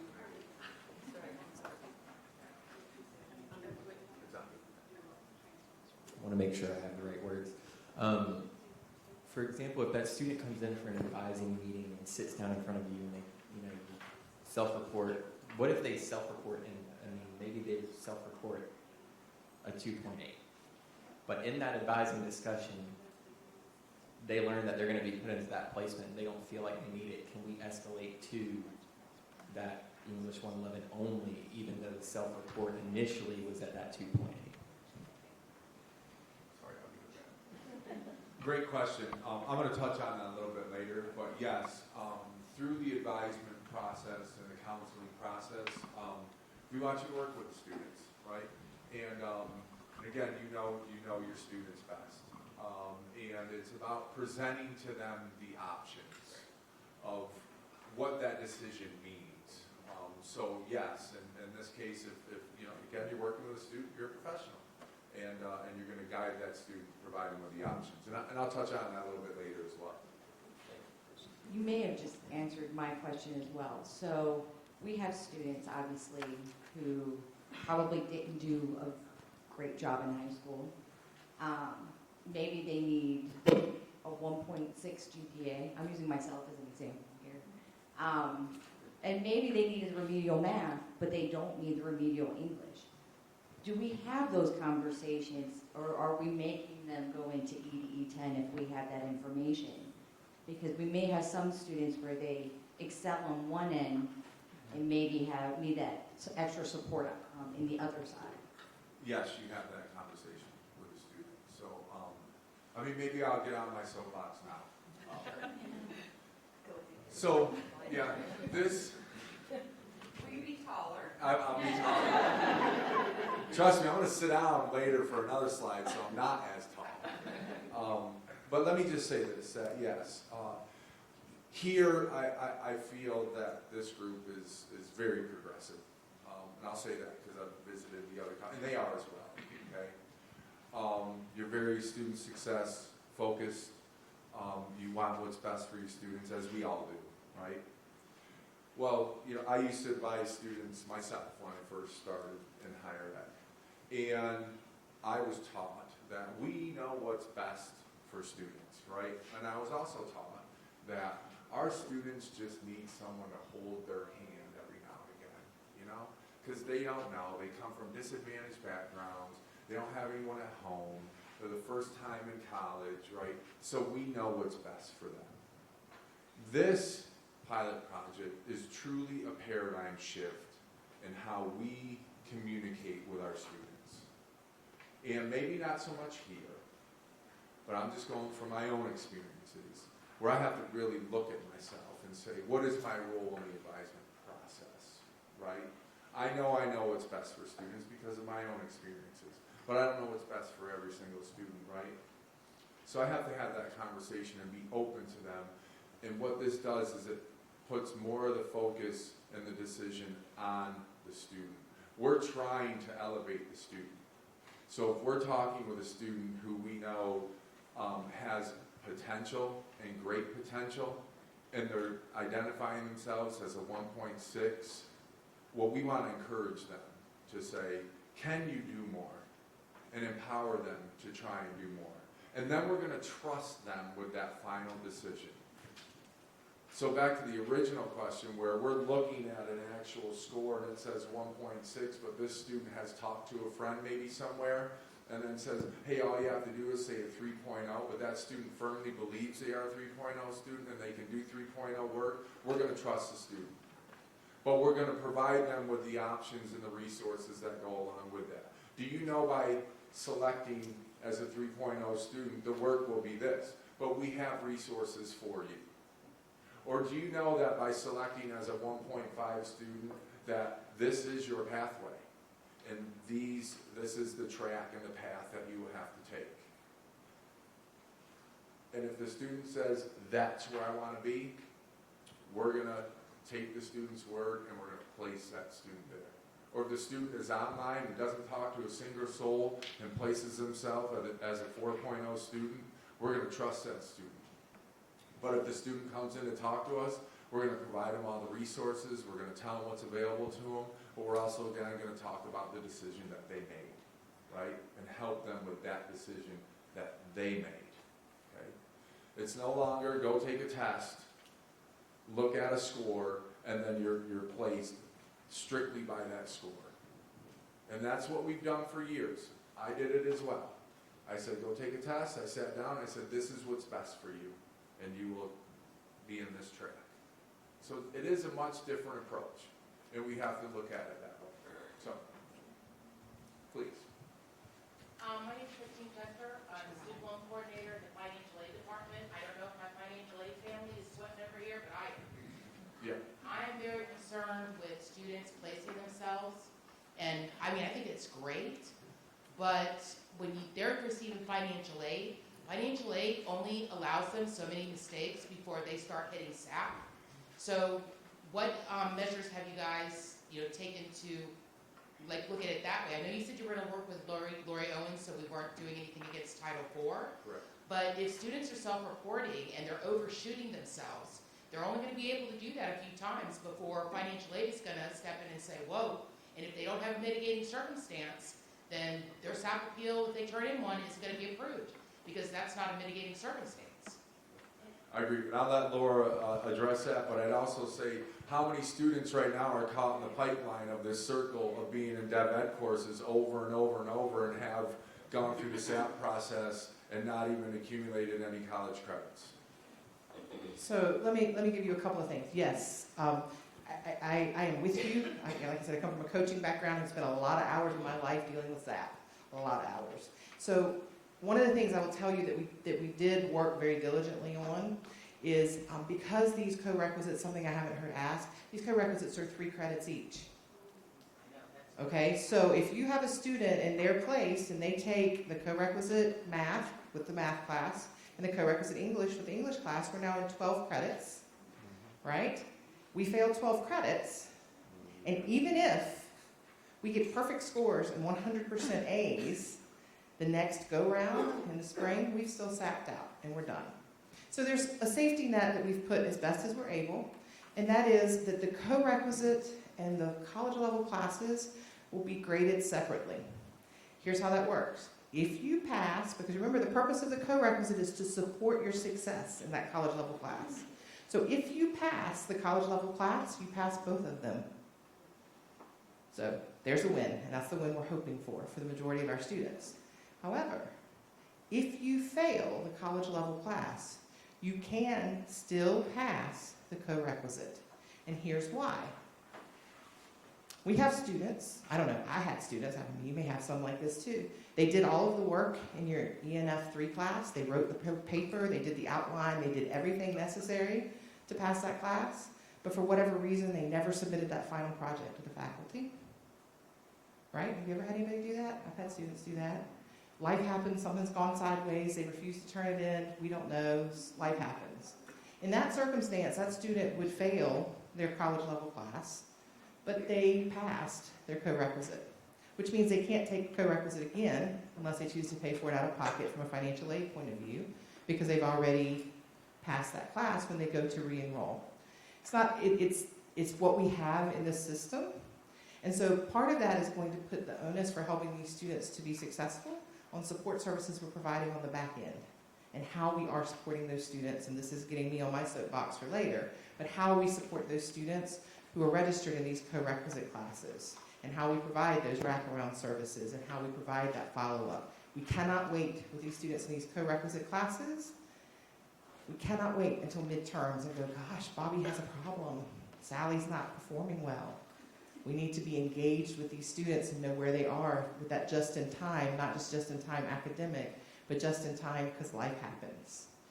So I hear your concern, and the committee has worked very diligently to address that and are fully aware of what the consequences of this choice are. But we also already have those consequences, except it takes longer. So if you have a student that's either not going to do the work or is choosing not to do the work, this is going to put them out of the system faster. I recognize that. How do I feel about that? We'll have to work with those students and figure out what that recourse could be.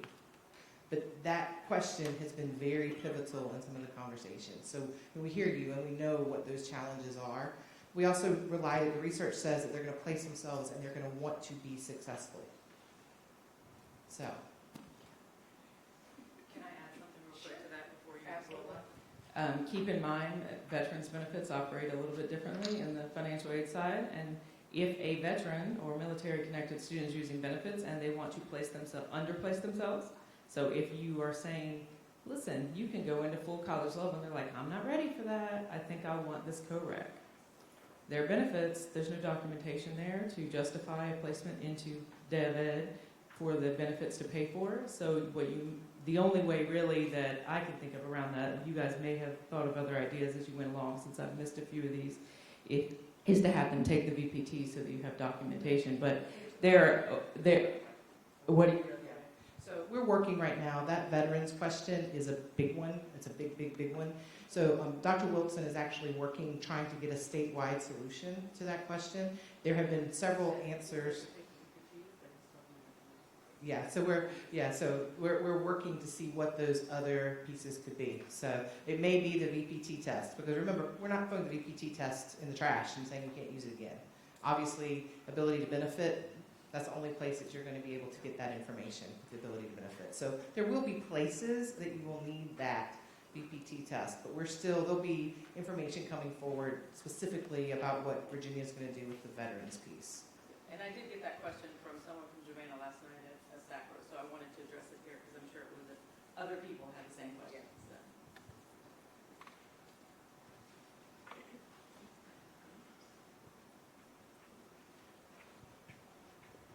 Along with that, a little bit, I think this is a holistic model, so you're looking at the student holistically, and it's great. Can a student go backwards? For example, if they overplace, can they then go back and say, you know what, I need that co-requisite with the math? Because it's harder to do that right now with our co-recs. Are they going to be able to say, I need that co-rec and be able to be placed in there? At what, sorry, my turn. Well, you can do it. At what point, turn all the way up. Sorry. At what point in the conversation with the student? I'm talking about after they had the placement that says Right. they So don't need the co-rec. are we still in an advising appointment, or are we halfway through the semester? We're halfway through they've maybe failed that class, or they know that they needed that co-rec. Halfway through, they wouldn't be able to go in. Sure. And I think that has to do with where we are in that conversation. One of the questions that has gone back out to the committee as a large piece is, what happens if a student drops? Do we drop both of them together? And I think we need to add, my feeling would be that sure, the next semester if they needed the co-requisite and haven't had it, but that's going to be a question we're going to have to talk to policy and financial aid and how all those pieces fit together. So, in the spirit of what we're trying to create here, I would say, sure, you can add them in that second semester. However, we just need to make sure all of our ducks line up, that we are not going sideways with the policies and the things that are allowed. Other questions? All right. So now let's look at the math one. You also have this in front of you. Same thing. You'll see that if they have less than a 2.0 high school GPA, does not matter what math they've taken, right into that MDE 10. If they are in the 2.0 to 2.99 without high school algebra, they would need to go into the 154, 155 with the co-requisites, or if they are on the STEM pathway and need to get into that 161, they would start with the MDE 60. If they're in the 2.0, 2.99 with algebra, they would go into all of those classes with the supports that they need. 3.0, it does not require the supports for the 154, 155 if they don't have Algebra 2. However, if they don't have Algebra 2, they are going to still need to go to that MDE 60. And so finally, if they have a 3.0 with Algebra 2, they can go right in. So a pathway for a student that comes to you that says, I've never really studied math, I never even took Algebra 2, but I'd like to be an engineer. Their pathway would be, and they have that less, that high school GPA, or they don't have the Algebra 2.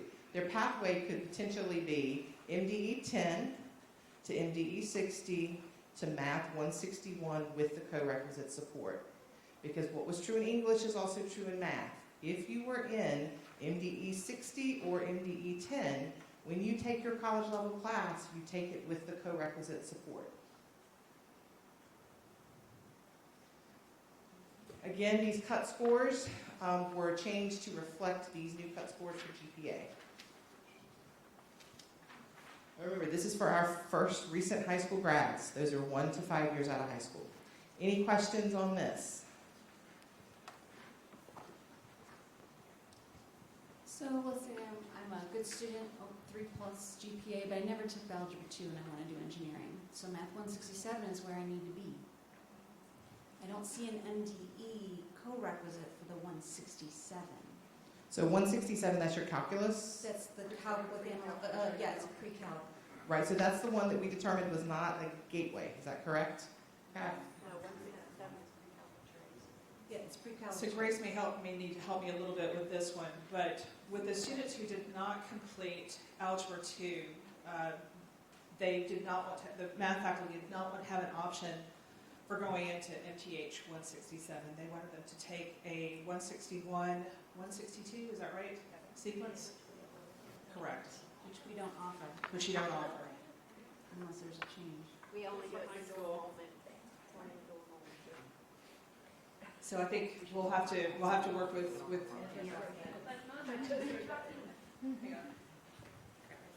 I'm glad Grace walked in right now so we can pick her brain.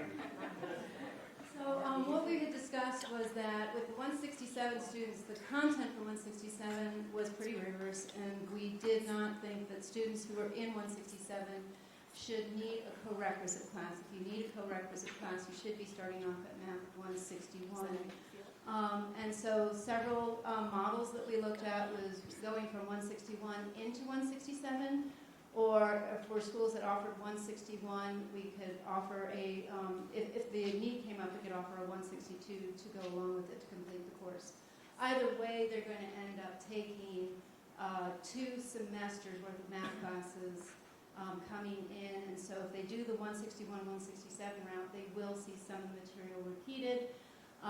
But in terms of reinforcement, we don't necessarily think that that's a bad thing. They're coming from a non-STEM background. So those are the things that we were considering most critically. We want to make sure they're as prepared as possible before they come into a calculus class.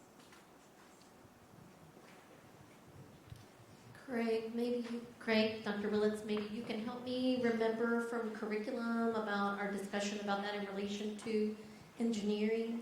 I know that we struggled with that in the curriculum committee, and our chair presenting information, and you might remember some of that too, you were there, with the engineering program and trying to figure out how students can gain entry into that program when they are coming in with deficient math skills or less than math skills.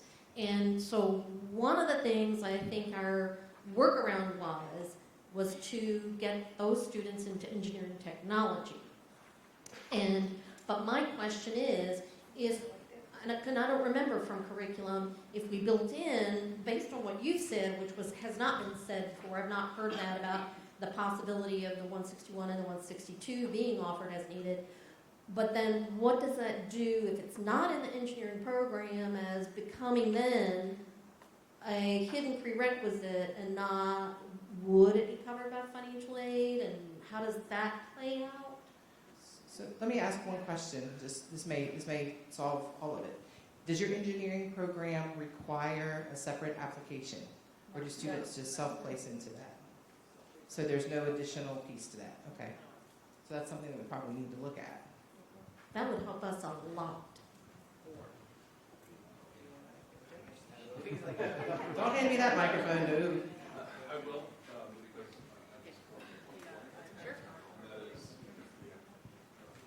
that's a conversation we need to continue to have, primarily because we went through a whole big decision process when we moved from the 161, 162 sequence to a single semester. Okay? Begs the question, which are we going to favor? Okay? Which are we going to use? Okay? I mean, do we have both and, one or the other? How do we go with that? Okay? Another thing to keep in mind is if we go back to 161, 162, we are extending the timeline on these students by a semester.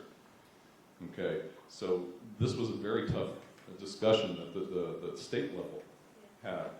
And, you know, I personally don't know the answers right now. I mean, I would be, you know, I'm not going to speak for my department. I'm just going to speak personally. I would be okay with an occasional 162 to pick up students that fit in that category. I was asking you from the perspective of being on the curriculum committee. Right, yeah. Right, yeah. I would be personally okay with that, but again, it begs the question, okay, well, we tell the students, oh, well, there's two ways to get in, you know, and it's fine if they're underprepared to do that two-course sequence, but what happens if we have people who are prepared, but they've heard 167 is tough, so they want to go to 2 semesters, okay? Do we really want students in our engineering program that fit into that category? And I can't speak for the engineering program, but the fact that they are hardcore on Math 167 and not the 2 semesters ought to tell you something. And I'm going to stop talking now. And I would just add that this is one of those situations where it's an institutional conversation that needs to be had internally, just because of the number of students this impacts compared to the number of students that this will impact. So, but it sounds like obviously those conversations are ongoing. Can they still take MT or the PPT math to see if they pass?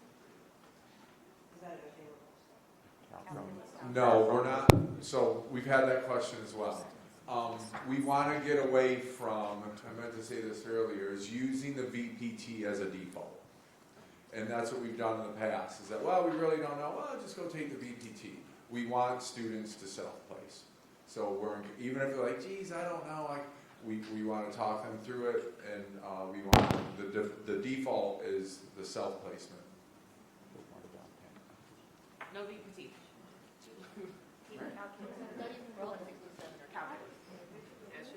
So there's no way to do calculus.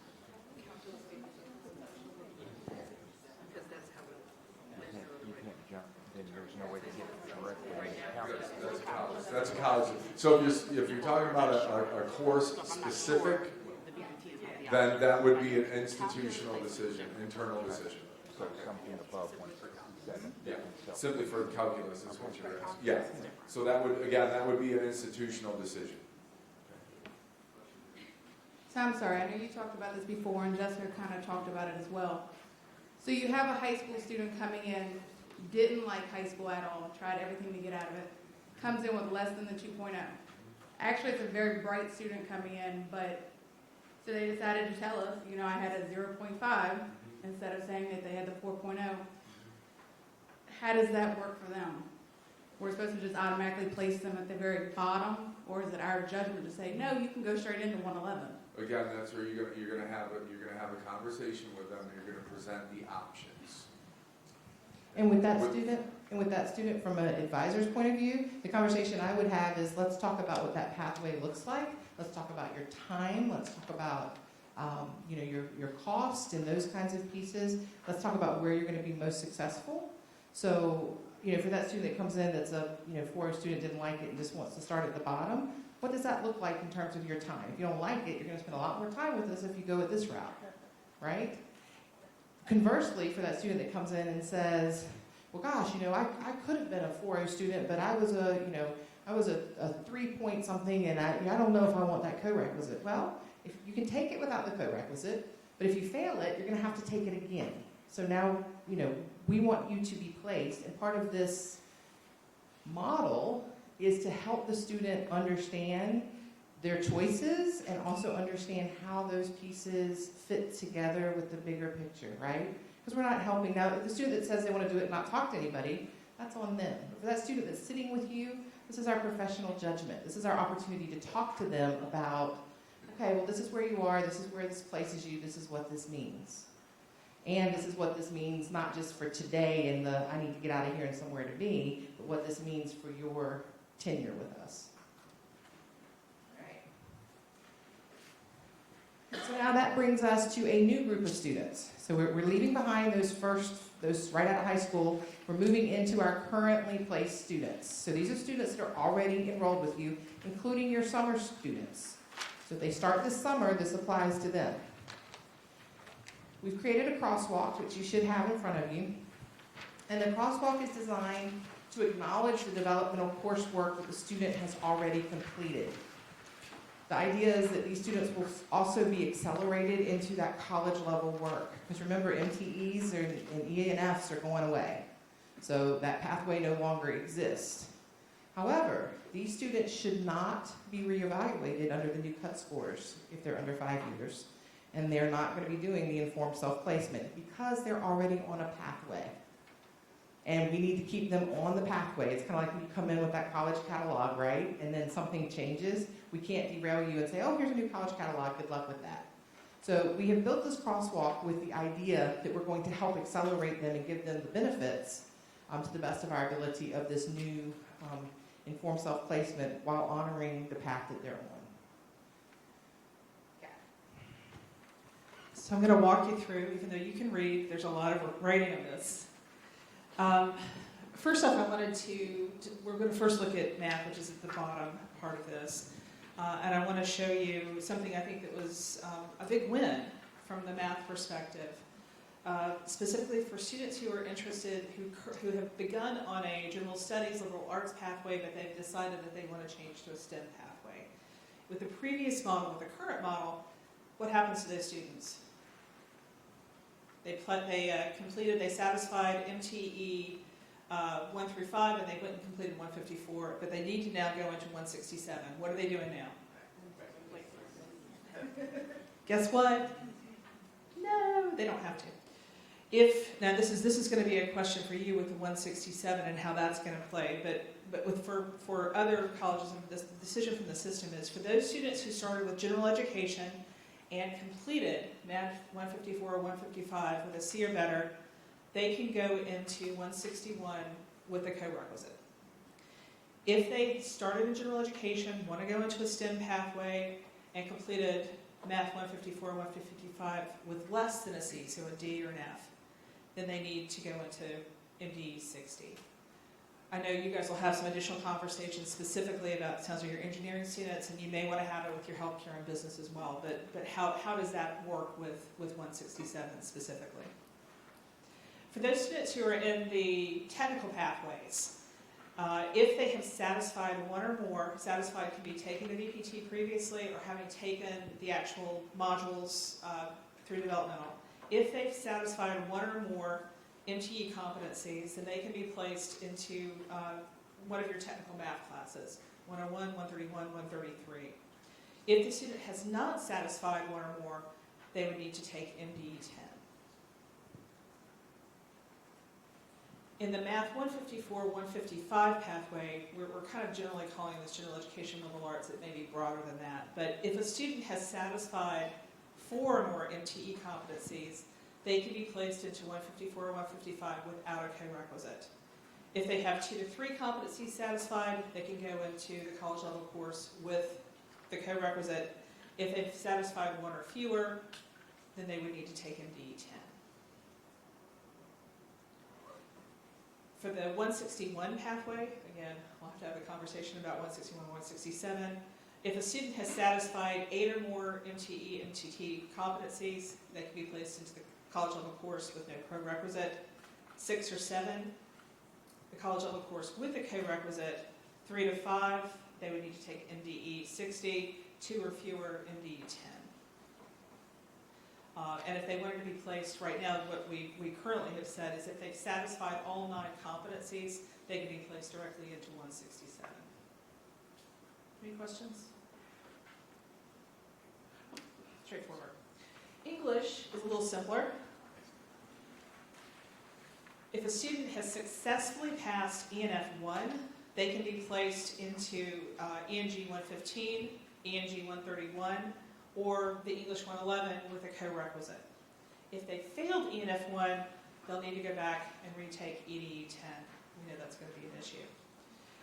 If a student successfully passed ENF 2, they can be placed into ENG 115, 131, or 111 without co-requisite. If they failed it, ENF 2, they would need to be placed into ENG 111 with a co-requisite. If they've already taken ENF 3 and ENG 111, they would also need to take ENG 111 with EDE co-requisite. Now, I want to go back. We have a little asterisk here.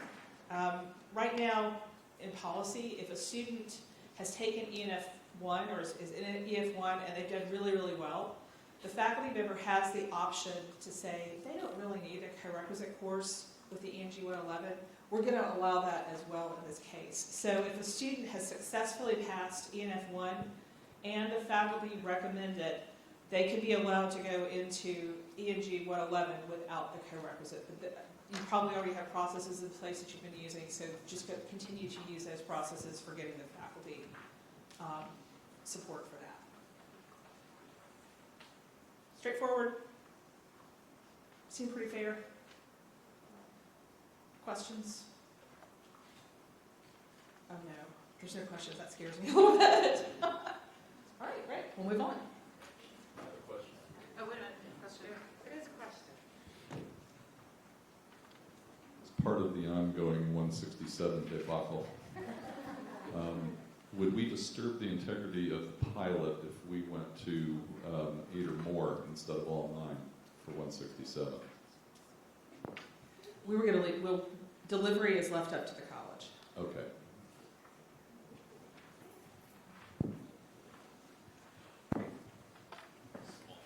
Okay, so now we move into that final population that we work with, and that's those students that are not just out of high school.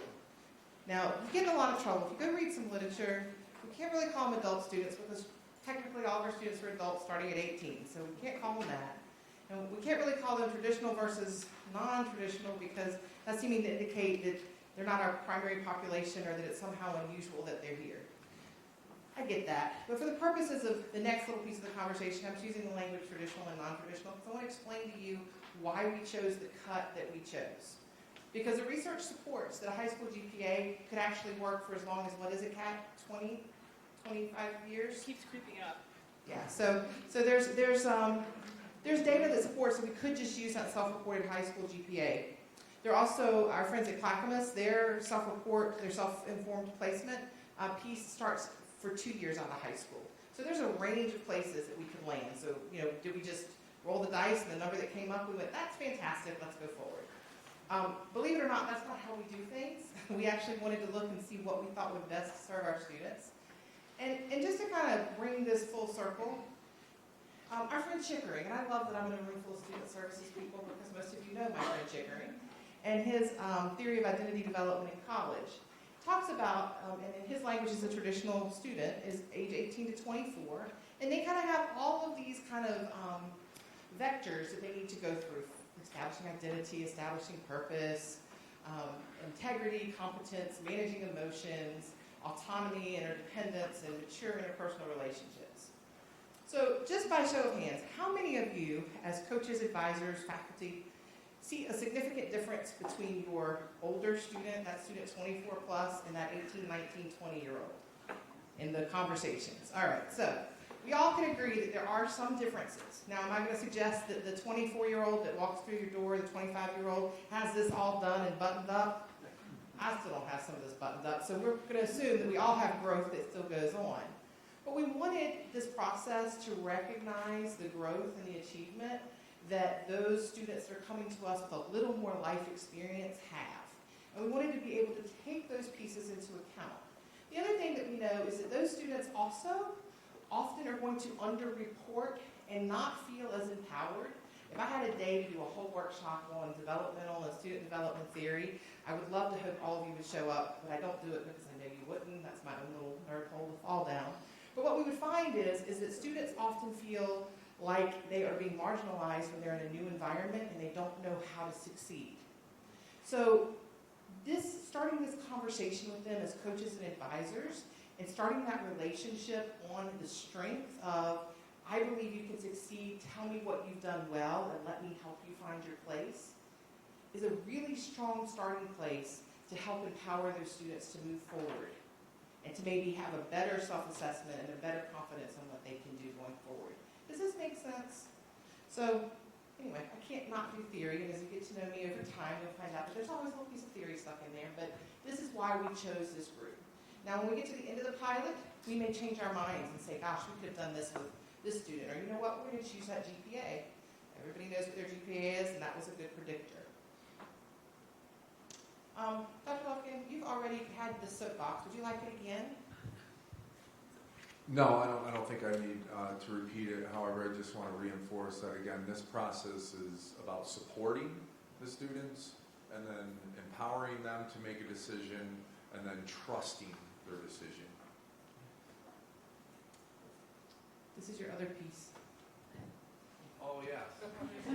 This is the one where I get off the soapbox and sit down because, but I don't, we've discussed much of this here.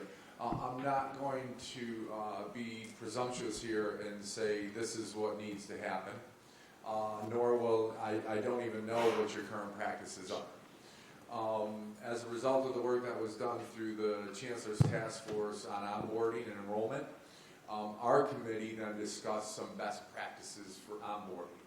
So as a result of that study, conversations we've had in the Student Services Steering Committee, we came up with some suggestions, okay? And these are purely suggestions for you to take back when you, again, take a picture of this, or we're going to send out the presentation as well, to continue internal dialogue about the onboarding process. So again, I'll just go through this very quickly, and if you want to have some conversation around it, I'd be happy to do so. Otherwise, I just ask you to take it back to your groups and continue to have these discussions. But placement testing, some colleges, again, have holds on students' accounts and will literally say if you don't have your transcript, you can't enroll until you do. The committee recommends that if you have that practice in place, that you really examine that and ask yourself, why are we doing this, okay, if you are. Again, mandatory collection of transcripts or other documents. We hear that, you know, oh, we must have the transcript, right, or for financial aid purposes and other reasons. It is not mandatory to have a transcript to enroll in our colleges. Again, I don't know what your practice is here, but if you're mandating transcripts and even turning students away sometimes because they don't have a transcript, we'd ask you to look at that practice. Holds for completing orientations and other processes. I discussed this earlier today, right? How mandatory is it? Is it mandatory when registration opens up and they have 2 months to complete this, and then all of a sudden it's not mandatory the day before classes start? what is mandatory? Why is it mandatory? Again, I ask you to have those conversations internally. What is the value of it? What is the benefit of it? Are we putting up barriers that our students really don't need? Also, requiring personal advising or coaching. This goes along with the other like orientations and whatnot. Is it mandatory that a student must meet with somebody before they enroll and register? Some colleges with a pilot, that is the situation in the case. I'm not sure if it is here. Finally, course scheduling and availability of support services. And I always have Kat. She talks to us more eloquently than me. I doubt that. Course scheduling is an interesting conversation here. What we've heard from Florida and also from Tennessee is in requiring that students are having more students go into the college level courses, this means you've got to schedule more college level courses. You also have the co-requisite to be scheduled as well. What was found in those states was you needed more faculty, more qualified faculty, and this is just something that we want you to pay attention to. We recognize that this is may potentially be an issue. It certainly is an issue out in the West, where they have less access to master's degree taught qualified faculty. It may not be so much of an issue here at Humana. You may have a larger pool to pull from, but just in thinking through, I'm sure Jean and Tiffany and Pam are already thinking through these things, and in fact, I'm sure you're already having conversations about what this looks like. I see his face getting very red. It's huge. This is a concern, and we recognize that. We also recognize that we may be bringing in additional non-traditional students who may have different schedules, and you may want to be paying attention to that as well. Again, just part of the conversation. How do we support? How do we move up? We know fall 2020 is a shakedown cruise. Bolts are going to fall out. We're going to sink a little bit, but we know from past experience. One, Germana, as we've said before, you guys are really, really innovative. You're really resilient. We know that you can make this work. We trust you, and we're really glad that you're part of this pilot. With the availability of support services, similar situation. When are we offering those things? Where are we offering them? How are we offering them? You've already told us a lot of the different things that you're doing right now. As your illustrious president says, you go with the flow. You look at the flow. You understand where it goes. I'm sure you've already taken advantage of this. We just want to say, take another look. This could change it a little bit, what we've been describing here. We'd like feedback on that. What can we do? How can we move forward with this? All right, I'm off my soapbox. Thank you. Before we move to the next slide, any discussion around any one of these key points here?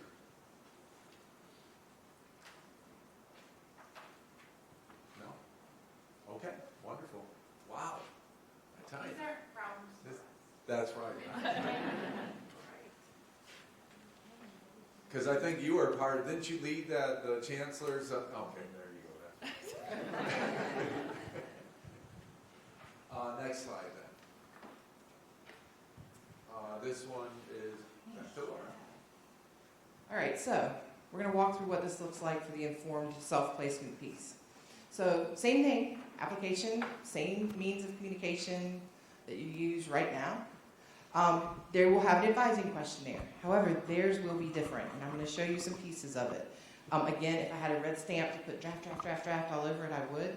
But this same information will be piped into that SIS screen, so you'll be able to see their responses, and you'll have access to that. The shift with this group is they will automatically be placed in the highest level for English and math. So the door will be flung wide open for them to pick. We will not be saying, no, you can't involve and register in this, or no, you can't register for that. So the gate will be wide open. All right, so this is how this is going to look. So once they identify that they are in their, self-informed self-placement group, there's math. Okay, so we want to find out where they are. So it's going to ask them a very broad question about what their field of study intends to be. And if they're a student that their field of study would put them in that Math 154, 155, they're going to see a screen, big red X, they don't see this. They're going to see a screen that has these math problems, but it's important, advisors and those who are like me, not math strong. I'm not asking you to become math faculty and solve these, because you'll see that there are 3 key questions. Do these math problems look familiar to you? Have you learned these types of problems in a prior class?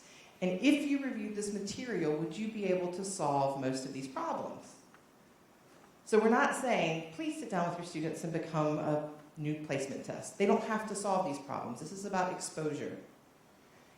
If they say yes to 2 of those questions, yeah, I've seen something like this, with a little bit of help, I'll probably be able to make it. Then if they are in, and we're going to hold the STEM piece. This is just for our others. We'll come back to the STEM piece. If they're in that Math 154, 155, they can enroll in that course. If they have 2 of the 3 questions, they would be advised, recommended that they can go directly into Math 154, 155. If they say yes to only 1 of them, that, I think I've seen this before, and they say, I don't know, no, not on this, they would go into Math 154, 155 with a co-requisite, because they would have at least been exposed to this material. And the math faculty tell us that's enough. However, if they say, I have no idea what this is, I've never seen it, I don't even think with some help I could get there, then they're going to be recommended to go into the Math 10, MDE 10. So for our STEM friends, what they will see is, are you ready for Math 161? Same thing. We're not asking you to solve these problems, but the same 3 questions. Are these familiar to you? Have you seen them before? Have you been taught these things before? If you reviewed it, would you be able to? If they said yes to 2 of them, then they can go directly into 161. If they say yes to 1, then it would be 161 with the co-requisite. However, if they say, I don't know what this is, then they'll be shown this. Because we have to understand, and I know it's funny because it's like, oh my gosh, we've got to have some information to help them figure out where they go. And this is in place, this what will be for these students at most 10-question survey replaces a 6-hour test. So I feel like this is kind of a win. We'll also have these in printed form, where you all will be able to put your college logo and information, have it in your coaching and advising offices, because I know you're not going to all do the survey. That's okay. We'll talk about what that can look like, but you'll be able to do these face-to-face. But again, it's not about solving them. It's not about pulling out the pencil and making sure they can. We will provide you all in the offices with the answers in case you do get that student that's, you know that student. Okay. We'll talk about what to do with that student. I see y'all have them. I'm so glad. I know your students do. Okay. But if that Math 161 student comes over to this set of questions and they answer yes to 2 of them, then we would encourage them to enroll in that math, that MDE 60 class. If they answered only 1 of them yes or no to all 3, then they would be recommended to go to the MDE 10 to start that pathway. All right. We are working with our faculty because we did get some feedback that technical math may need something similar to this. So that is in process. So I don't have a sample to show you, but if they did select that they're going into technical math, we would show them that piece, and we're working with what that looks like. So I'm sorry I don't have that to show you, but trust me, we're working on it. And what I need to tell you about this is the change that has made that deadline move from us having you something on March 1st to now, later. Because when we took this out, the original survey was about 20 questions for everybody to have to answer. So now your high school recent graduates only have 3, and these group will have at maximum 10. Most of them will only have 7. So for English, again, draft. But the questions that we want to know is, were you able to write focused, organized 2 to 3 page essays, edit them so they're nearly error-free? Are you able to read and analyze college-level text? They show them a sample assignment and saying, after reviewing the sample, would you feel comfortable completing this assignment? Same deal. Yes to all, they can go right into 111. Yes to 2, then they can go into 111 with a co-requisite. If they said no to all of them, then it's EDE 10. So this is to help that student that wants to get online, fill out the application, and that's going to be the student, they're going to complete that survey on their own. Because remember, one of our guiding principles is we want to have assistance for students at the highest and at the lowest. So that student that doesn't know what they're doing and they're completely lost, I don't know, I had a few of those when I was coaching, they're going to come to you anyway, and no, they're not going to complete the survey because they don't know where it is and they don't know what to do with it, and they're going to need your help. But for that student that's got it figured out and is motivated and wants to figure it out on their own, our goal is to give them the tools. So in this case, what would happen at the end of the survey is there will be either an email or a pop-up window. We are still working with IT to determine what that looks like, where the students will be provided information such as this along with their answers. That says you answered yes, yes, yes. These would be the recommendations based on that. So they can pick and choose. But in every space, it will say, we encourage you to contact your advisor if you have questions. So that's how that works. What questions do we have? Matt, bring it up. Now, this is for every student. It's not separated by new students, returning students, stuff like that. They all get the same ones? No, this is for those that have been out of high school. Just for out of high school. 6 years or more. 6 years or more? Yes. Okay. Because your high school students won't see this because their decisions are made on that 3 questions. When did you graduate high school, your self-reported GPA, and your highest level of math enrolled? So your high school students won't see this. Now, if you're with a high school student and you want to pull this out in an advising session to have some real conversations, it's a tool. Use it. Other questions?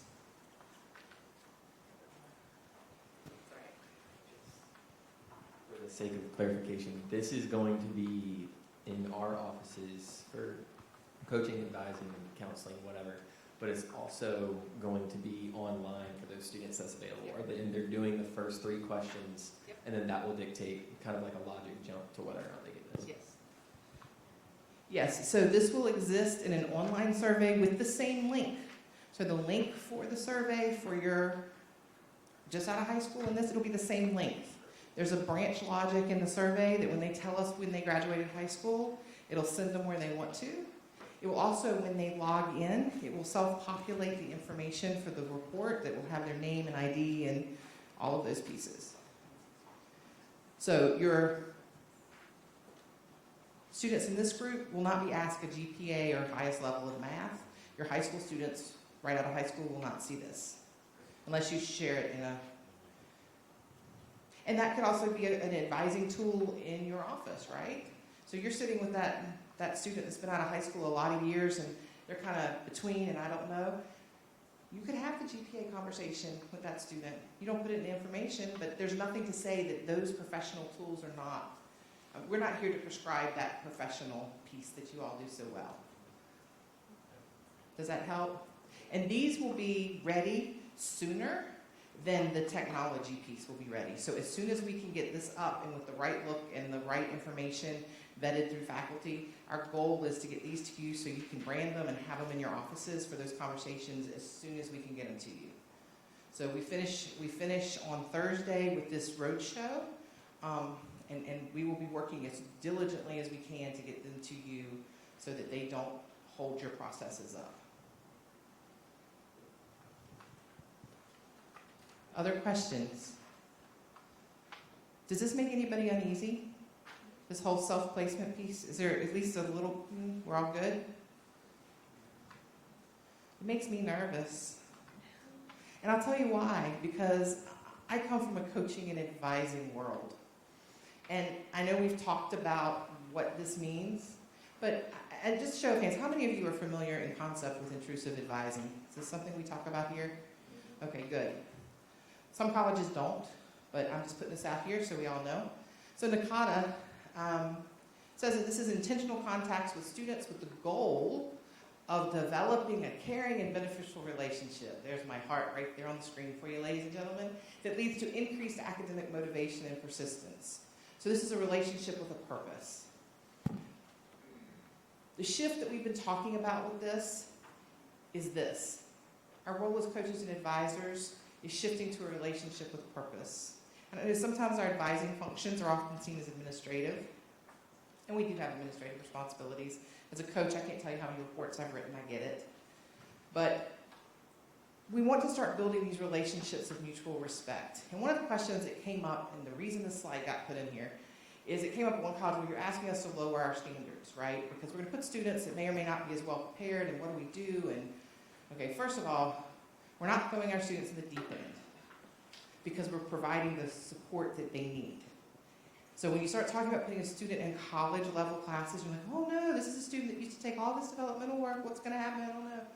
Well, there's a little bit of that, but we're doing it with the appropriate support. And with this population, it's incredibly important that we insist that these students can reach these high expectations even when they don't think they can.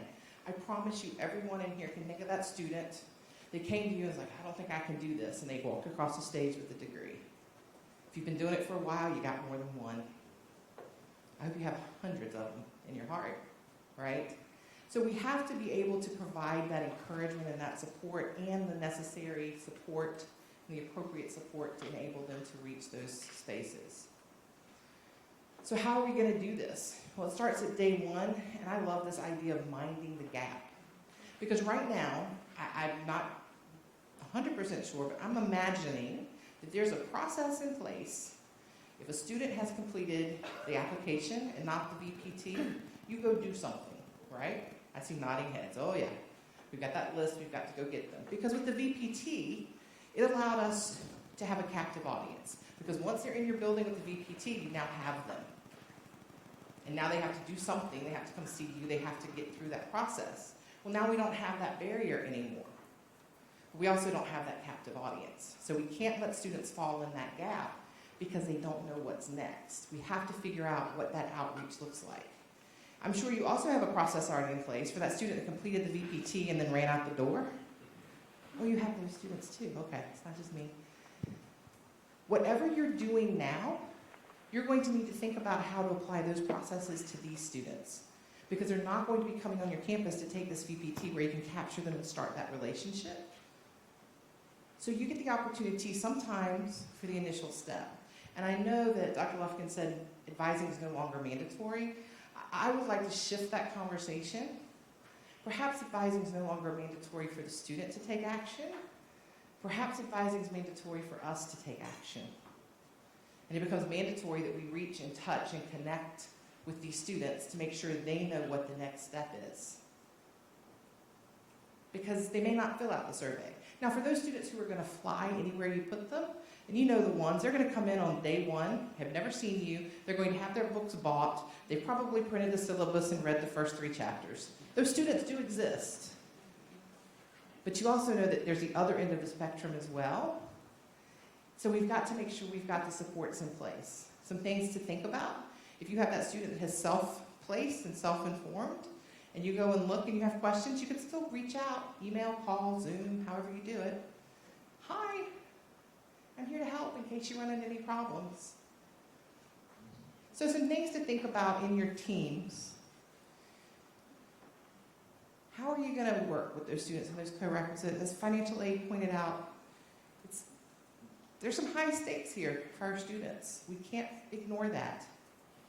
We want to make sure we know, and that early alert at midterm grade is not going to be enough.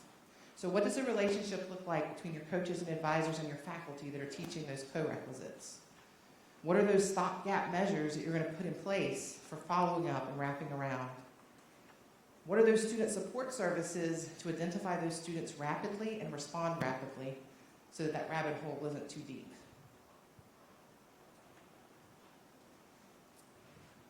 It's going to require a proactive approach if we're going to be successful with this.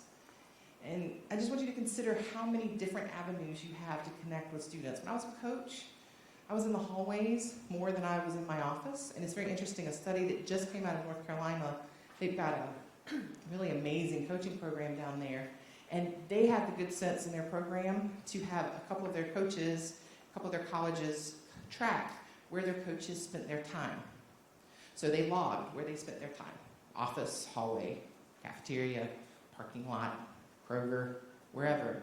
And what they found is that the amount of time out of the office was correlated to the success of the student. So the less time in the office equaled greater student success. Interesting to me as someone who looks over coaching and advising. So where are we meeting our students? How can our students find us? What are our connections? What does it look like? How does it change the conversation now that we're not having to sit in the office, okay, VPT day. Do we remember VPT day?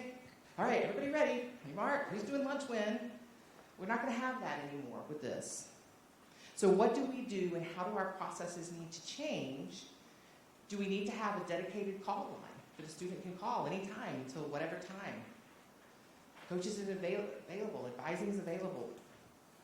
Do we have a dedicated coach that just answers emails? Do we set up for these people that you send this information to? You already may have some of these processes automated, but I want you to really give some thought to what that could look like and take those risks. Because it's in the end, what this shifts is how we form these relationships with our students. And the power of that relationship when suddenly, instead of you becoming the person that tells them what they're doing, that you become the person that gets on board with their dreams and their hopes and their goals and tell them that they can do it and support them.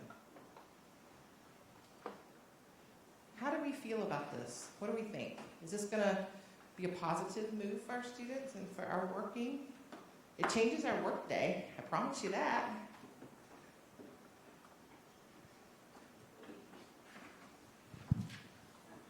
All right, so that brings us to what's next. So I'm gonna take that. And actually, I want to pause just for a second before we do action items, because we've talked through a lot of these already. This is Africa and India. There are elephants and tigers in the room. We want to make sure that if you've got questions, if you've got worries, if you've got concerns, we need to hear it. Beth has already attested that we have made changes and we're taking a lot of information back. If there's something here, we've identified the Math 167 issue. We've talked through other things. I just want to say, and I've seen some furrow brows.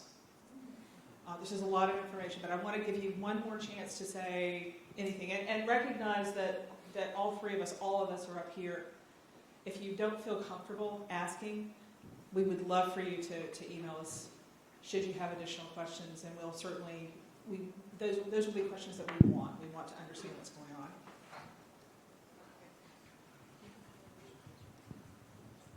So I have more of a clarifying question. I'm Erin, I'm in advising. So all of these developmental courses are going to be 3 credits across the board, is that correct? Okay. Yes. So another part of my question is, maybe this is more of an institutional question, are there going to be more classes that do not have specific English 111 requirements or prerequisites so that we can get our students up to full-time? Thank you for kicking off our action items. Actually, that's one of the first things we want you to, well, it's actually the second thing we want you to look at. The first thing we wanted you to do is to take a look at your courses, look at the student groups that are part of it. We've already told you we're not creating new student groups, we're using old student groups. The second thing is look at those, sorry, I didn't point. Look at those requisites, prerequisites. How is what we have provided here going to change or influence those pieces? We actually, in the process of getting all the new courses rolled in last November, we, as a community, took a hard look at those prerequisites, and in the curriculum committee, we scrubbed out everything that we thought was not necessary to have an English 111 prerequisite, developmental math prerequisite. That's been done here. Congratulations. Now, is this ongoing process improvement? Of course. I mean, 99% of it's been done. So. Great. So it sounds like communication's happening as we're speaking, going out to the advisors and to others so that they're aware. I'm sure there's information being collected and put together. And we're waiting, we're working with the admissions and IT to get it programmed into SIS. So yeah. So yeah, it hasn't been rolled out with great big announcements yet, but a lot of the work has already been done. Wow, you guys are ahead. Thank you. I knew you guys are innovative. Of course we are. Fantastic. I'm going to be an elephant in the room. I'm not a lion or a tiger. I'm an elephant because I'm a nursing faculty. And I could have said Captain Obvious, but that's kind of an old used thing. Anyway, I, as a faculty member, and as someone at the front line of the nursing admissions, I truly feel like we trust this. That we would trust this process because we are getting candidates that are very solid and they're coming into our programs and they're doing very well. Now, with nursing and health technologies, we always have a second admissions process. And I'm here to tell you the Board of Nursing wants those transcripts. So we're going to have that discussion, maybe not when they walk through the door, but maybe a little bit later on, because that is something that we need to do for our Board of Nursing, for our accreditation, for all those other masters that we reply to. So I do think that it is a good process. It's that continuous process that we always have. And I love your naval analogies because I'm retired Navy. Beat Army. That was one of the elephants I hoped somebody would bring up, and I'm grateful that you did. In fact, I have a couple of faculty in some of our other colleges that I would love for you to have a conversation, and I think we'll take that back as an action item, that we need to bring together those, particularly healthcare, to have the conversation. What we have said is this is furthering students. We recognize that for many of your healthcare, engineering, and other, you may have a secondary admissions process. We want to respect that, but we also would like you to take a look at it and see how this could help to inform it perhaps in a different way. We recognize that there's very specific reasons that you have those in place and want to acknowledge that and endorse it, but to give you the chance to look at it in a very, very different way. So thank you for bringing that up. I'm grateful to hear that. Giraffes, zebras, everybody else. I just have a question for you. I know it's up to the individual colleges to decide what to do in terms of placing ESL students, but I'm curious what some of the other schools are doing, if you can share that with us. This is the one that I usually hand off to Van Wilson, and he luckily just left the room. He told me what to say. Okay, so Heather has the... So Dr. Wilson wanted to remind everyone that to follow the policy. So the current multiple measures policy would also apply to this group of students as well. So if they graduated high school with the appropriate GPA, then they would be placed the same as every other student. So, That said, there's a couple of things. One, we are bringing together a group to review and to take a good hard look at this.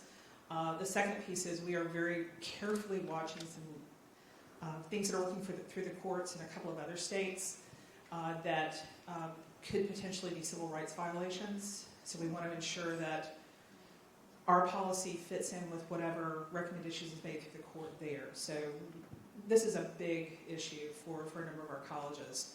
And we recognize that but it's a broader issue. It's not just for direct enrollment. Thank you for bringing that up. Great. There's probably going to be more questions. Quickly, we've already talked about finding places where you communicate students. If there's locations where you can provide this new information to students, you want to look at your course catalogs, your websites, where's information that you're providing about the admissions enrollment process, and take a look at those because you'll want to make some changes. I suspect you've already been doing that as part of your curriculum work where you were scrubbing. You've probably been doing the same thing on the student services side. Take a look there. Find places that you can provide links to the advising survey to help them to get it to be completed. Laura talked about outreach. Go ahead and develop a plan. How are we going to outreach to the students who are coming in for fall 2020? What are we going to do with our current students? How do we communicate with them what these changes are, what it means to them? How are we planning on doing that moving forward? Because we know that all of our students certainly show up August 15th. They're ready to go. They never come late. They never show up in class late, nothing like this. But thinking through, what does that look like? How do we continue to communicate? How do we follow up with the students? As Laura said very very eloquently, what's the plan?